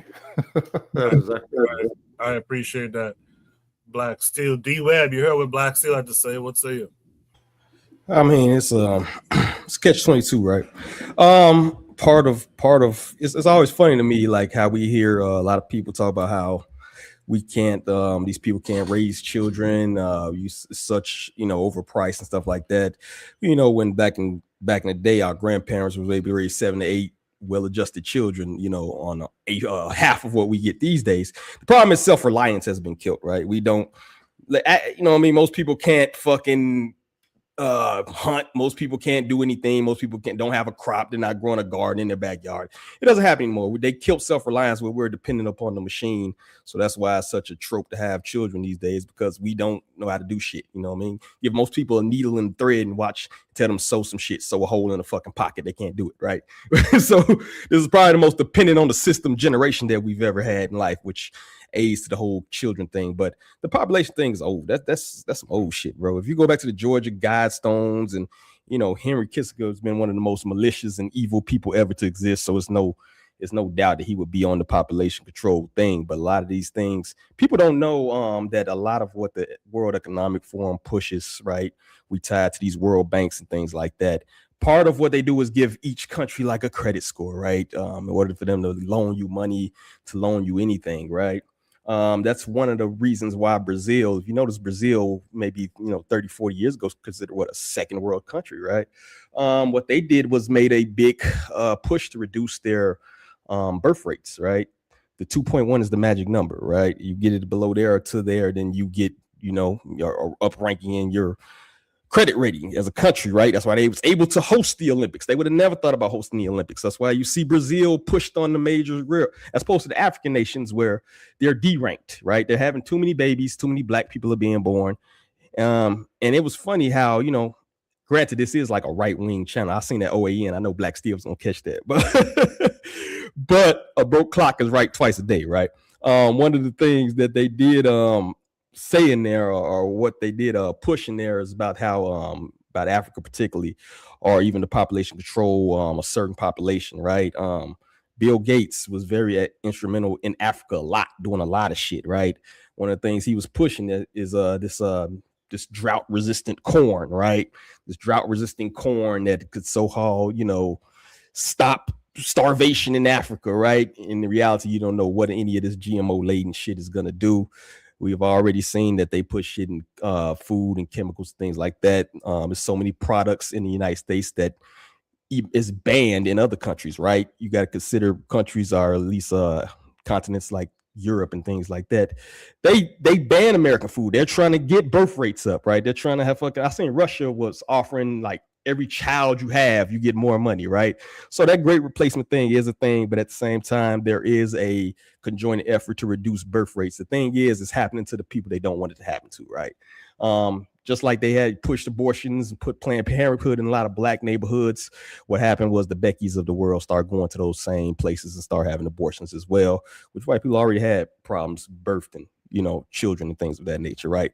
So, what do you do when the rabbit got the gun, right? The thing that they put out there to reduce our population started affecting them. That's why you have these things called this great replacement theory. In reality, it's because the white folk ain't having enough babies, bro. You even see online a lot of rhetoric behind these mixed children being born. You see a lot of all this other stuff, and that's part of this. This is part of this whole thing, right? So it's a twofold thing where they want to reduce a certain population, but the population that they didn't want to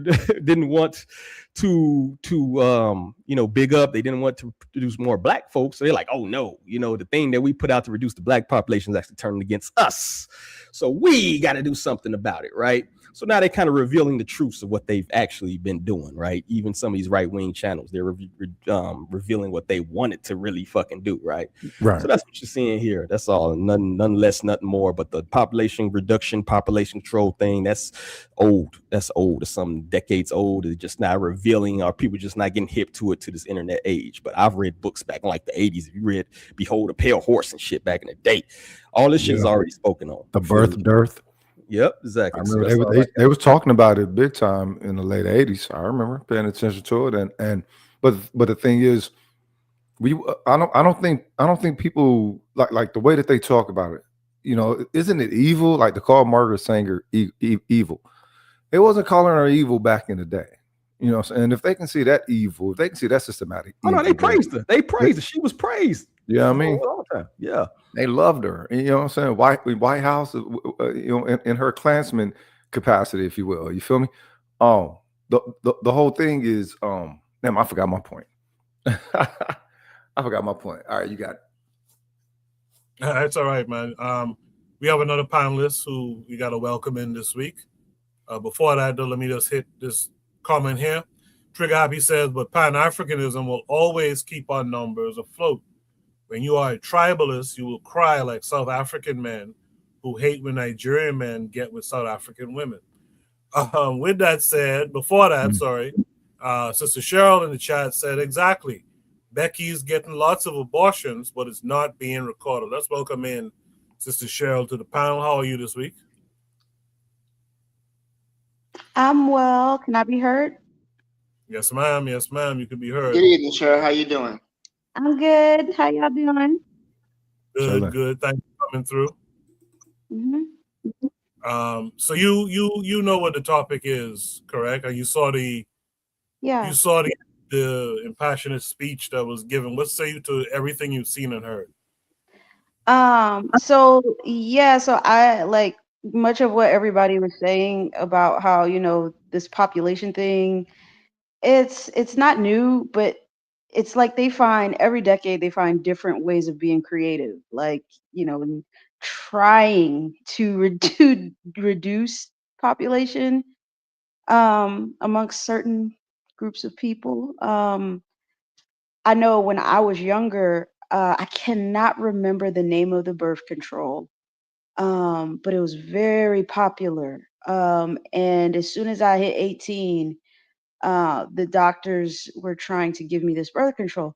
And to me, it was just like something, I was just like, why am I taking this? I know it's like, teenagers do what teenagers do, but, it just felt weird just having to take a pill every day and just to prevent something that can be prevented, with something like you can use condoms, you could do all these things. But it just for some reason didn't feel right. And I do remember about 10 maybe 15 years later, that same pill was on the television. And you know how the stuff comes up like, have you taken X and X? Have you taken such and such? You may be entitled to a lawsuit. And then they started going down the line of all of the things that the birth control pills were causing, all the infertility. Huh? Was it Depo? No, it wasn't. It was something else. I cannot remember for the life of me. I have to look it up later. I'll put it in the chat later. But yeah, and something to me just didn't feel right about it. And I just saw it like years later. I was like, I knew it. And it caused all types of cancer and infertility in women. And I was like, oh gosh, so I mean, it's definitely something to that. I will say nowadays it's less of, well, I mean, it's still all that stuff, it's still the foods, it's still all of this, America, the food production and all of that. But it's also for this generation, I guess, for more so for Gen Z. What's after Gen Z? Is it Gen I think, Alpha. is it Gen Alpha? Yeah. So it's yeah. Gen Z, and it's going to be for Generation Alpha. It's the gender wars. Now we probably got a little sneak peek of it um, in the '90s. Maybe we had a little, men are from women are from Venus, men are from Mars, something like that. We had these back and forths with men and women, but I think this gender war thing, how it's going on media, it's everywhere. I know a lot of people, you don't have threads, you may not have Twitter or Facebook or any of that, but that makes up the majority of social media. And the majority of the conversations are surrounding men against women. Oh, men are this. The feminist movement is They used to call it the battle of the sexes back in the day, back in the late 80s and the 90s. It was always the battle of the sexes. And yeah, that shit. but And now it's a war. yeah, it was a war, but man, I'm telling you, it's nothing compared to today. To some of this, how these, like women hate. There's a lot of women that hate men, and a lot of men that like Shout they out to just go RTG. back and forth at each other. It's so visceral and it's so bad. And I feel like that is also a form of population control because Oh, Cheryl, if definitely. I can interject Definitely. really quickly, yeah, not yeah, only do they hate men, they yes, hate boys. There's yes, a whole Mhm. movement yes, of women who are saying, I'm going to either have a girl or an abortion, right? yeah, it's So bad. you have women who believe that men are inherently broken. What was the Yeah. one chick? I don't even want to mention that demon's name, right? I don't want to conjure her evil ass up. Oh, But I know what you're talking I know about. what I'm talking about. I want to bring that demon into existence, But Synthetic beat. she had a whole YouTube channel talking about why shouldn't black boys be aborted? They're Woo, dusty from birth. Now, how do Mm. you talk about a baby, right? woo. But and the thing is, whenever we talk about the issues of black people, black men, black women, black children, black girls, right? Mm-hmm. We could talk about systemic issues, right? Systemic issues, racism, so on and so forth. But when it comes to black boys, oh, they're just dusty, right? So there's no nuance to that conversation coming from that from a certain area when we talk about the battle of the sexes. Black men are just deficient because they're deficient, and that leads to, oh, I'm not gonna date a black man. That's what the whole divestiture movement comes from, right? That I'm Yeah. gonna divest from black men. Black men kill black women. Like white men don't kill white women, right? Like white men don't kill entire continents and wipe out entire ethnic groups. That don't And count. that don't count though. You have a white man. There was a story the other day. This white man here in Florida, his wife asked him to change the channel during Monday Night Football. He Yeah. killed her. Then he shot his stepdaughter in the head. Right. Then he killed himself. But then they're gonna show a picture. They smiling and laughing at the picnic and whatnot. Right. So But that's the whole issue is that you have either side measuring the other by what their comfortable systematic lens is through viewing the other. mm, And that's why it's turned from battle of the sexes to full out war. It's bad. And and the thing is, this is the only thing it could grow into because there was no empathy from either side.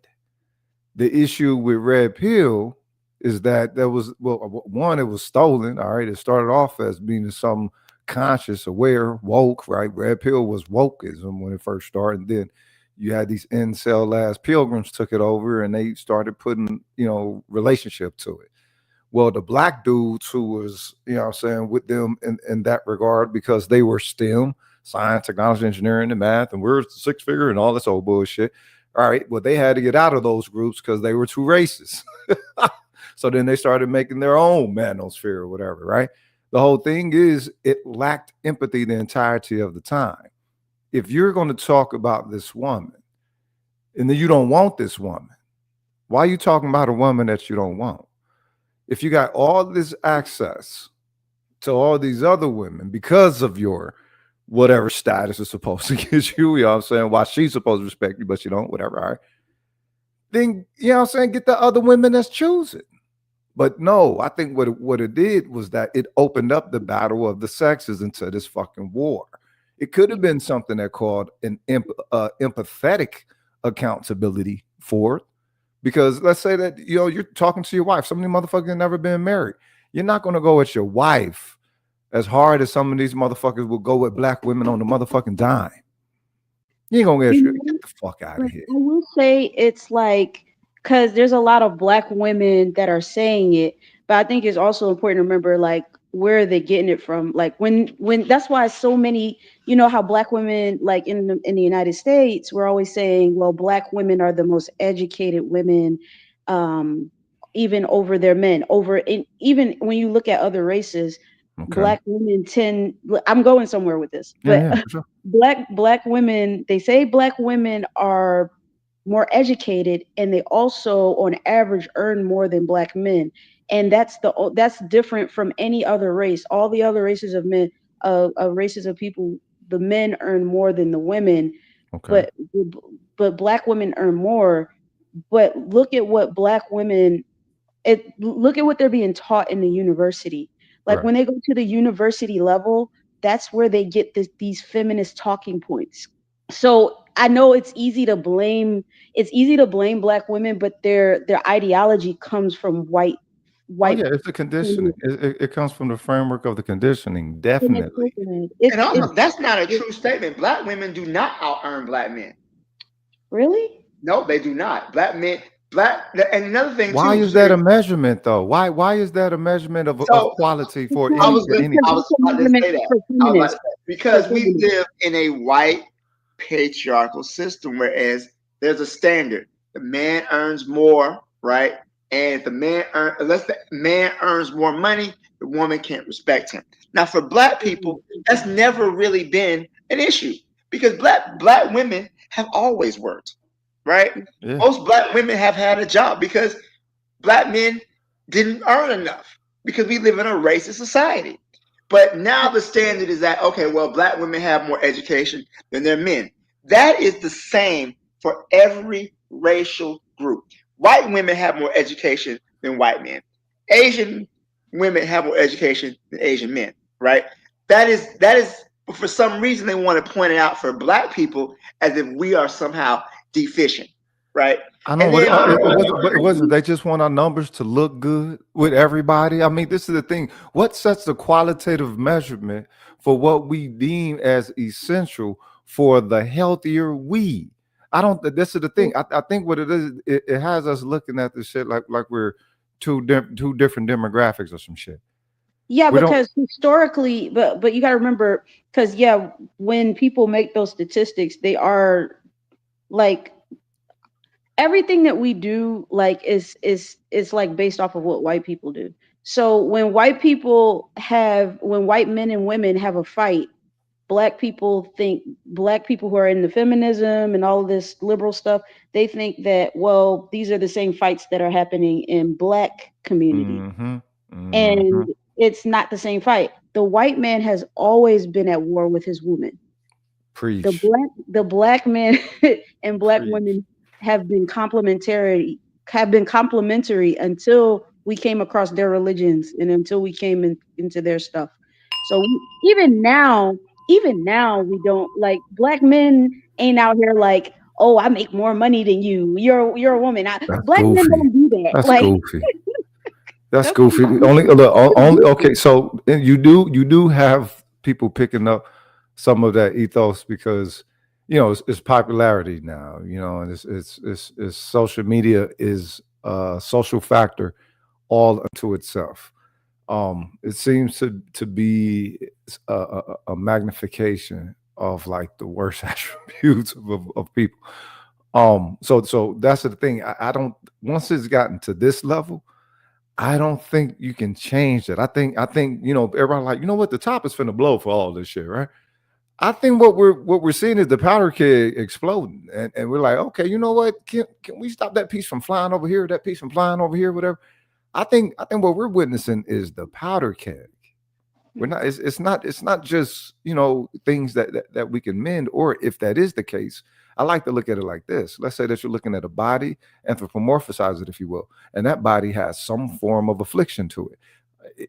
Okay, is it a break? Is it loss of blood? Is it fracture, or is it gangrene? How bad are we weighing saying the issues affecting us? I think it's more like gangrene. And if it is gangrene, how much of that body are we losing? What percentage? You know what I'm saying? But also too, we got to remember, this is social media, right? You have one thing that I thought was very interesting, right? They said something like half of all social media accounts are bots. Yeah. So they're bots. So Black people still love each other. Black people are still forming families. And especially when the economy and the economic situation is so bad, right? There's a lot of talk about I'm not going 50-50, or I need a man to submit, or I need a woman to submit to me, right? We have to understand these are people saying stuff online. To your point, they're not even in relationships. They're not even married. They don't have kids. These younger Black generations are growing up calling their children bro. Okay, I've seen it. I've witnessed it. I'm like, what the fuck am I witnessing here? Like really? And we talking like brother and sister, brother and sister, bro. Like everybody's bro to them. It's like, wait a minute, man. Well, that's because the family unit has become so disjointed, right? We have these conversations. Like a lot of these young people, they don't know. These young parents, they don't know because they don't know what they don't know. So so that the whole question is, so then that means more than likely, if it's with these young parents at these age, I'm 46, I would say that it will be our generation that will be the parents, or maybe a little bit older of the Generation X, that would be the parents of these generations. So what was it that generation lost, or didn't instill? Like what if that was the last generation that would have been able to pass forward, those more healthier cultural traits of our, familial bonds and everything? I would say respect is one thing. Another thing too, you had a lot of kids had to raise themselves, because again, I think the economy is a part of it. If you got the parents at work so long that the parents that nobody's home to cook food, I came from a generation where my mom was a nurse, right? She worked, but my grandmother was home, and my grandmother did a lot of stuff with me. My mom wasn't there, or I went, on my dad's side of the family, I was visiting with them. But you have a situation where parents are working multiple jobs to pay for stuff because the cost of living is so astronomically high. They're not able to really instill the values they would like to. That is a part of it. People are just trying to survive a lot of situations. Yeah, it is. But I think real quick. Oh, sorry to cut you off. Real quick too, man. I seen a report recent too. It said if you look at who spends the most time online, right, and they got it ranked by race or whatever, Black people was number one. I think Hispanic was second, and at the bottom was like Asian, right? Keep in mind a lot of these things that you see online, just to see what you're saying, Black Steel. Like a lot of these rhetorics we have online is the algorithm feeding you. You know what I mean? The people who mostly online. That's why a lot of this stuff you see is mostly online type of rhetoric, because they know that's where the majority of us are. And on top of that, like in real life, to be real with you as a man who holds it down and stuff, like even the most ardent of people who talk shit online, like the ardent of females, if you're like a real dude who hands it down and you're to be respected, you'll still get the same respect as the men in 1950s, right, with the right women. They can talk all this shit online they want, but in real life, when you're in their face and they see you a stand-up dude holding it down, your shit together, you're fine, right? You're fine. So that's just me. I think a lot of this, I ain't saying there's nothing that's bleeding into the population or whatever, but I believe if you're a stand-up individual and you build with other stand-up individuals, that is what it is. A lot of the stuff we see online is the lowest of the low. Well, are people just trying to get their views up, things of that nature? You know what I'm saying? Trying to go viral, things like that. So that's what I got. But you hear something ridiculous. Go ahead, Sharon. Yeah, I just want to say one more thing about the population control thing. So like I guess when I was growing up, like my mom would always say, go to school, get your degree, get your career, travel the world, do all these things before you decide to settle down, before you decide to have children.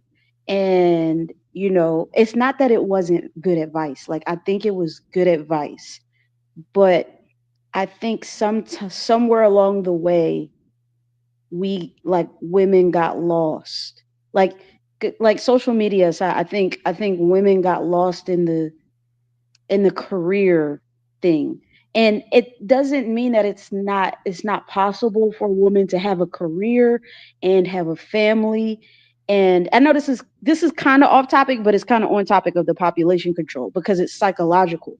Because you have a lot of women now who think that they have to have a career, um, and the man that they're with has to also have a full-time career, and they also have to have children, but there's not enough time in the day for all three of those things. Like if you can make it work, that's great. Like I know some women, they do it, they're tired as hell, but they make it work. But I think there are a lot of women who don't even seek out men who have the same mindset as them, have the same values as them, that want to work and have them stay with the children at home, because women see staying at home as lazy.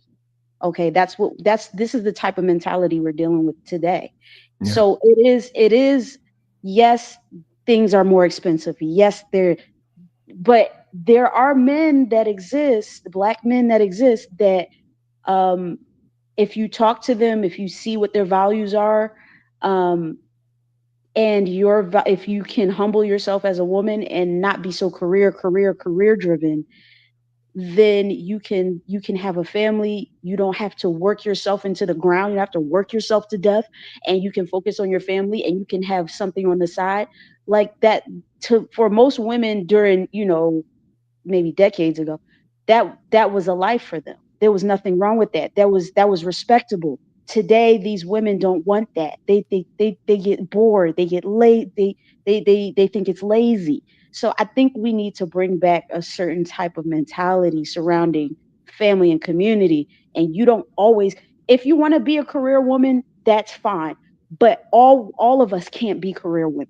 We can't all be career women. But wait a minute. We had to keep it realistic, Cheryl. We had to keep it realistic, right? I think a lot of times these people get online, they see influencers. Oh, Yeah. I want to be out here taking trips, and I'm taking trips.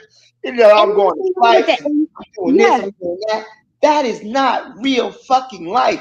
Real life is you gotta pay them bills, you gotta go to work, you gotta help them kids with their homework. That's real life. But And what y'all, real life is boring.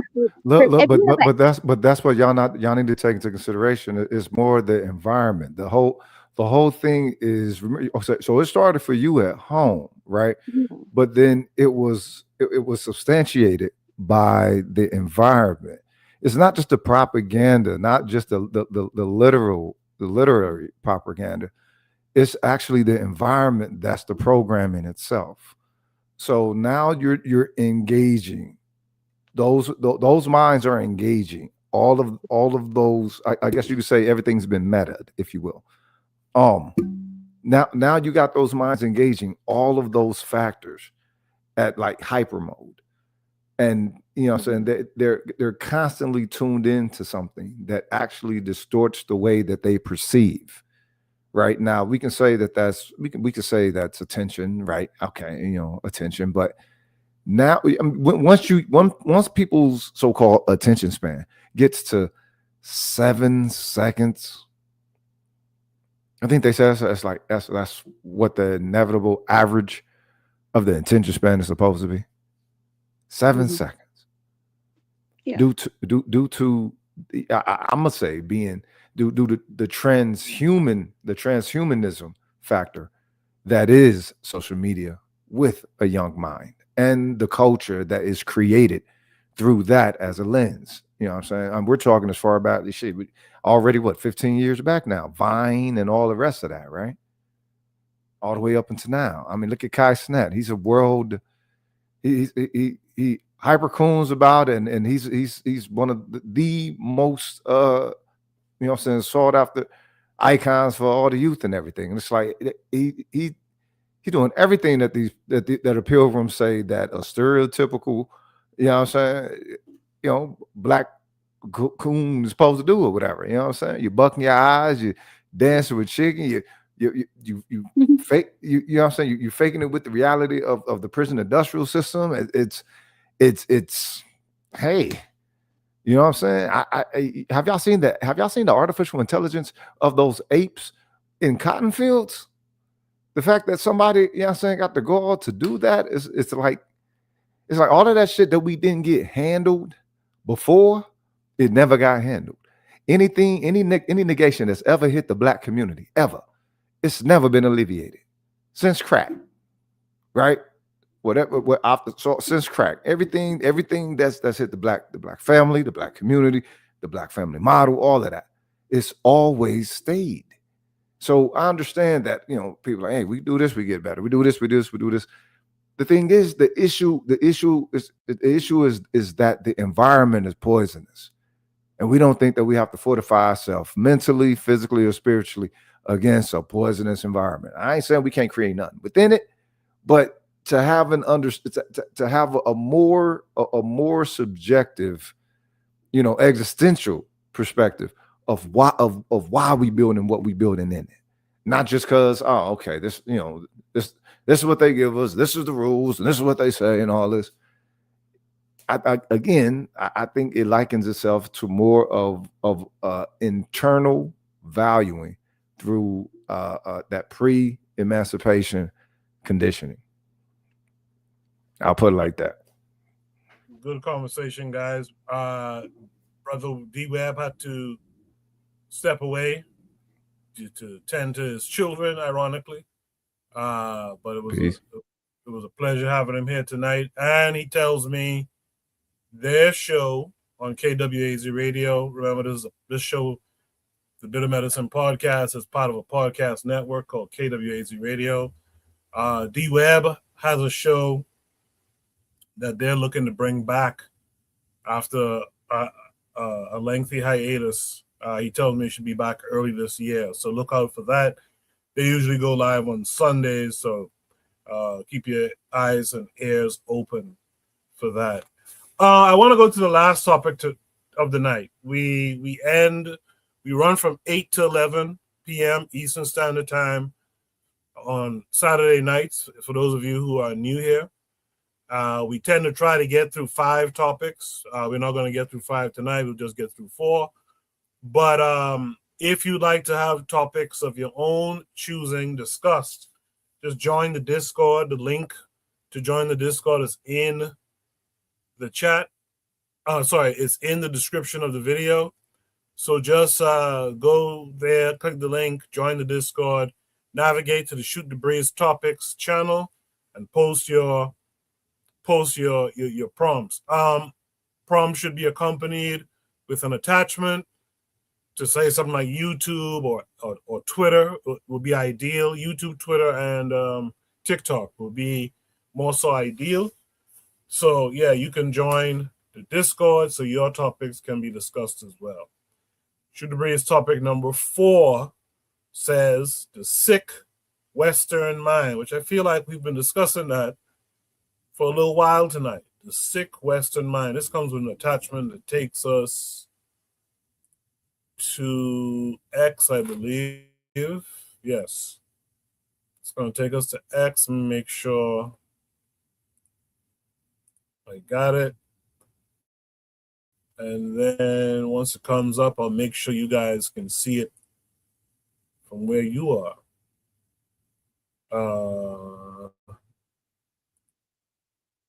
Just give me a second. This is taking a minute to load.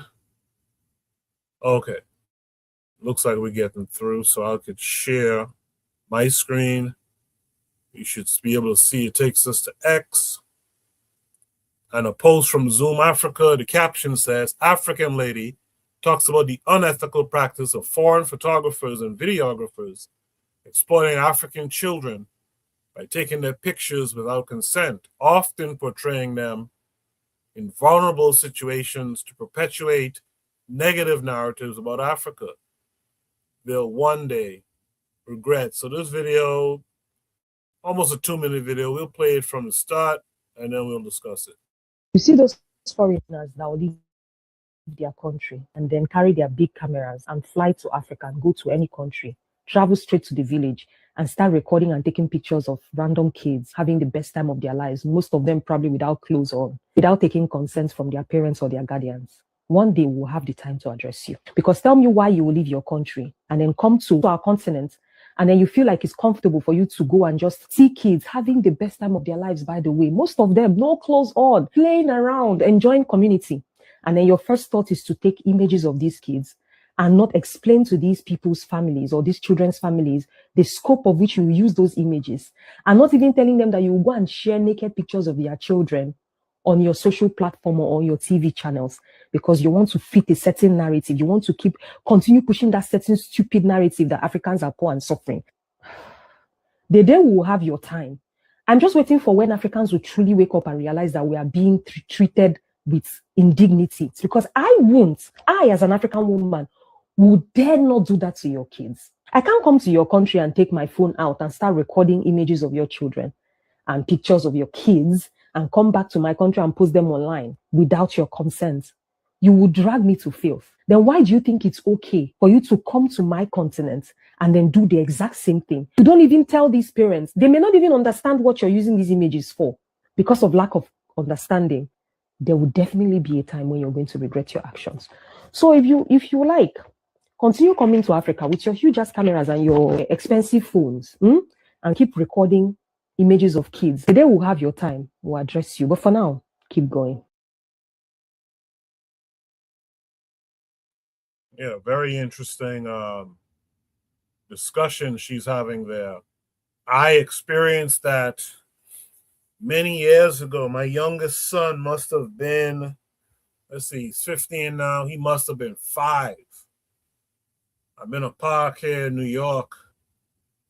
And I turned my head for a second, and an older white guy with a camera, I found he's showing my son a picture that he took of him from a distance. And I asked this old fellow, what the fuck you think you're doing?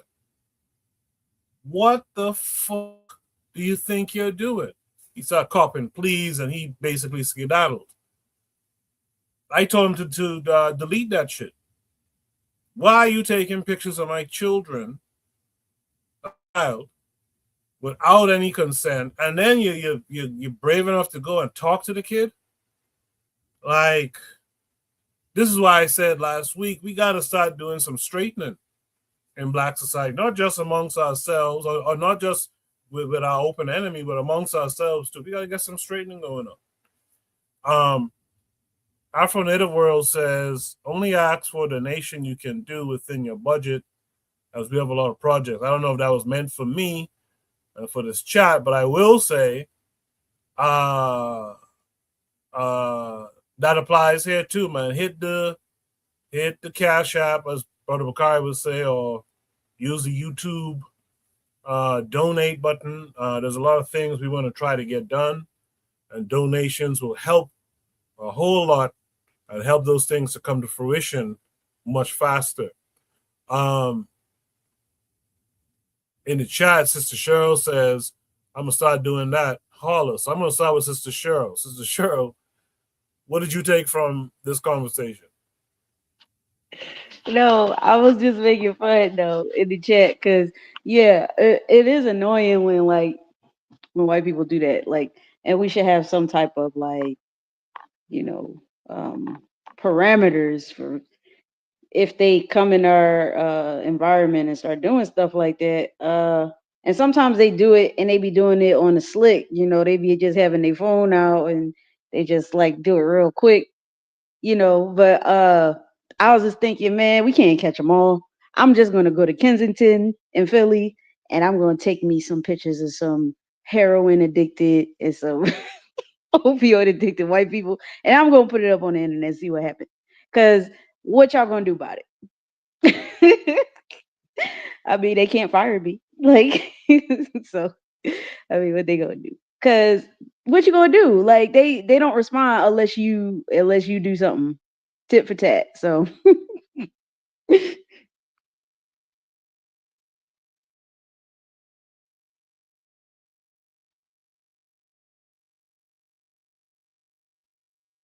Yeah, my computer's freezing up a little bit here. But yeah, I feel you on that.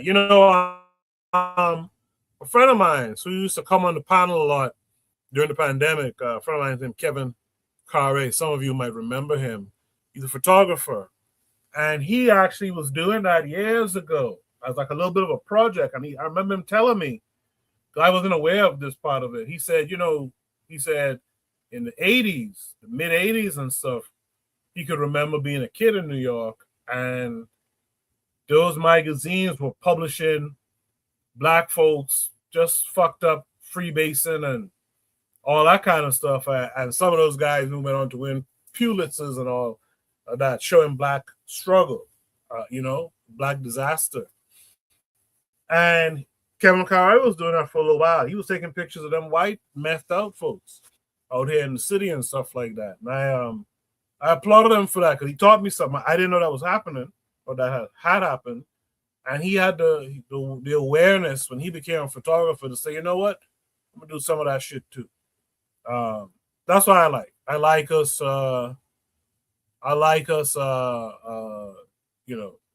Thinking along those types of lines. Black Steel, the sick Western mind. You heard what this black woman had to say about the continent. What say you? Ooh, it's not just a continent, man. It's not just a continent. And not only that, but we got to be aware of AI, right? So, black people, don't be careful with the pictures of your children you put online, because the pedophiles, they're able to take your pictures of your children and use AI and come up with pedophilic videos. And it happened to, what's the chick name, the rapper? Cardi B.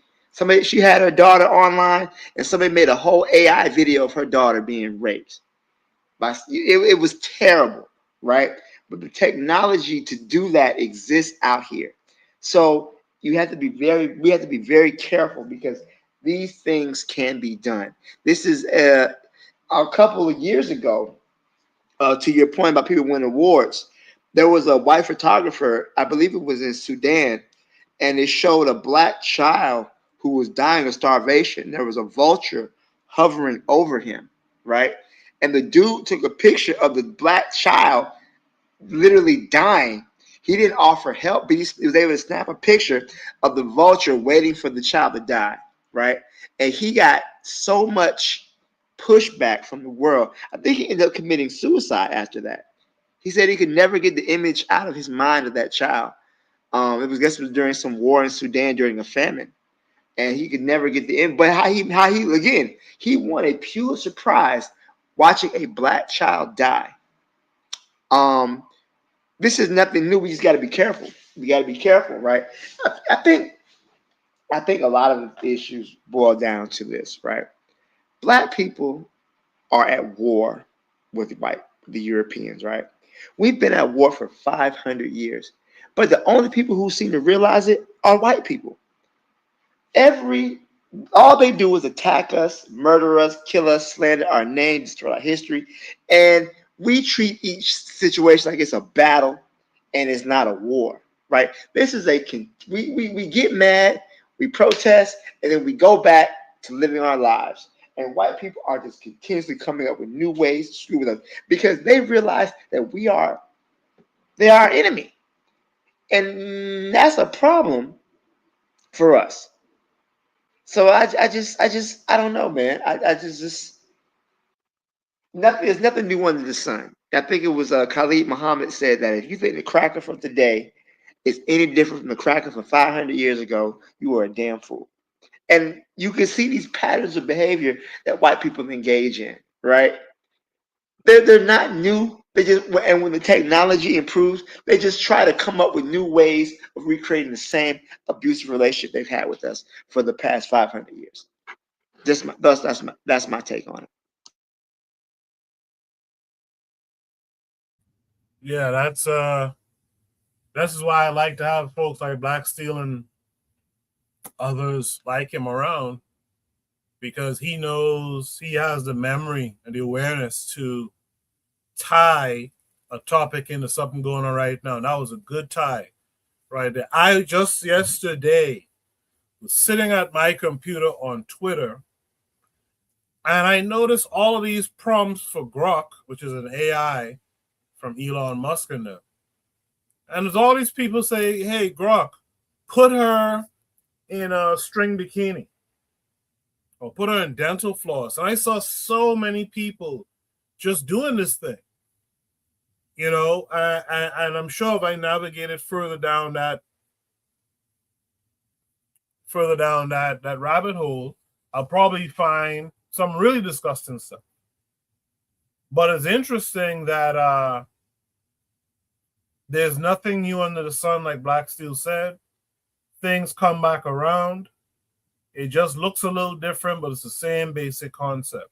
And so, yeah, that's a good point. We have to be careful with our children now being taken, used, and abused in a digital format. That's a very, very good point by Black Steel. Is Rogue's son back yet? I know he said he's going to step away, but you know, this Also, is the too, last. I would also say before we go on to the next, just the overall, you know, like I said, how they take video pictures of the children and whatnot. Be careful. Watch your kids online too. Those of you who have young children, watch your kids online, and watch who they talking to, because they're out there taking pictures and, you know, engaging with the young people. You got to be careful. Excellent point. Sister Shirley, you want to add any last thought here? I guess not. You know what? I'm not even gonna go to the next prompt. I'm gonna end the show there. I will ask though, before folks, if they're still here on the panel, I would ask you guys to give me a shout out, something positive you saw during the week, something positive that happened in your life, etc.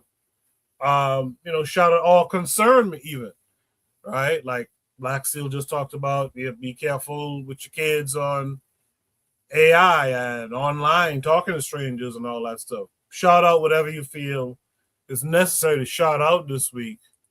I'm going to go to Black Steel because he's the only one that I think is still here. Black Steel, what would you like to shout out this week? Just shout Happy New Year to everybody, man. Shout out to Bitter Medicine Podcast. You know, we made it another year.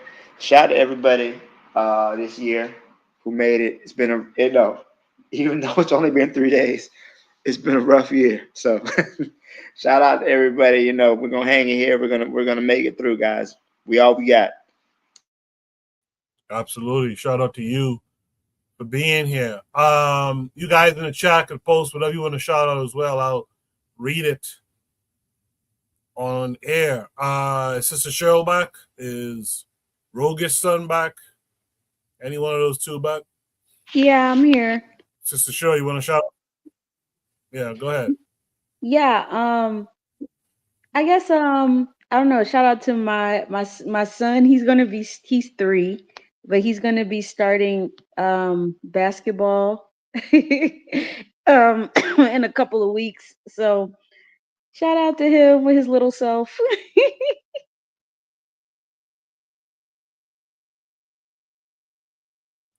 That's funny. Is your husband a big basketball player?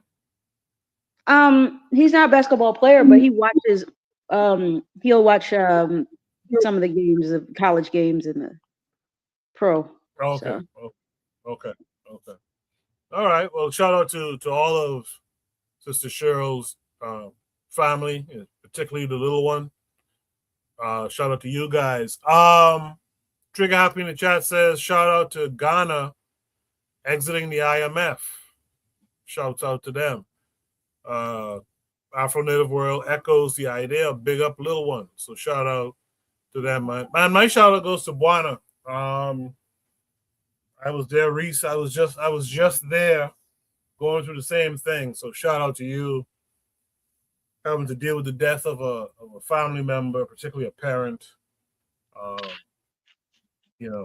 Be well, my friend. I'll see you when you return, but take your time to do that.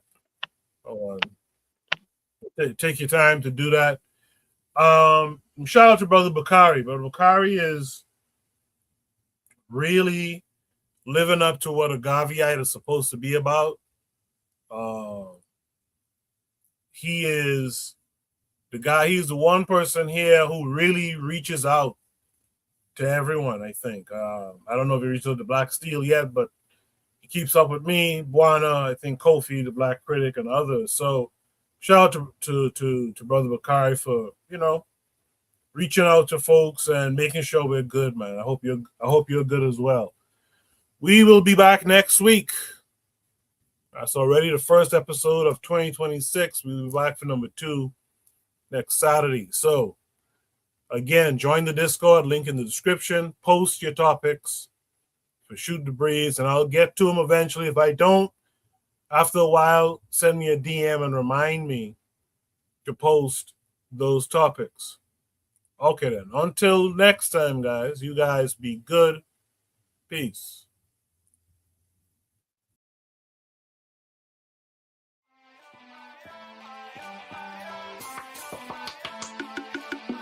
Thanks for listening to the Bitter Medicine Podcast with your host, Koku.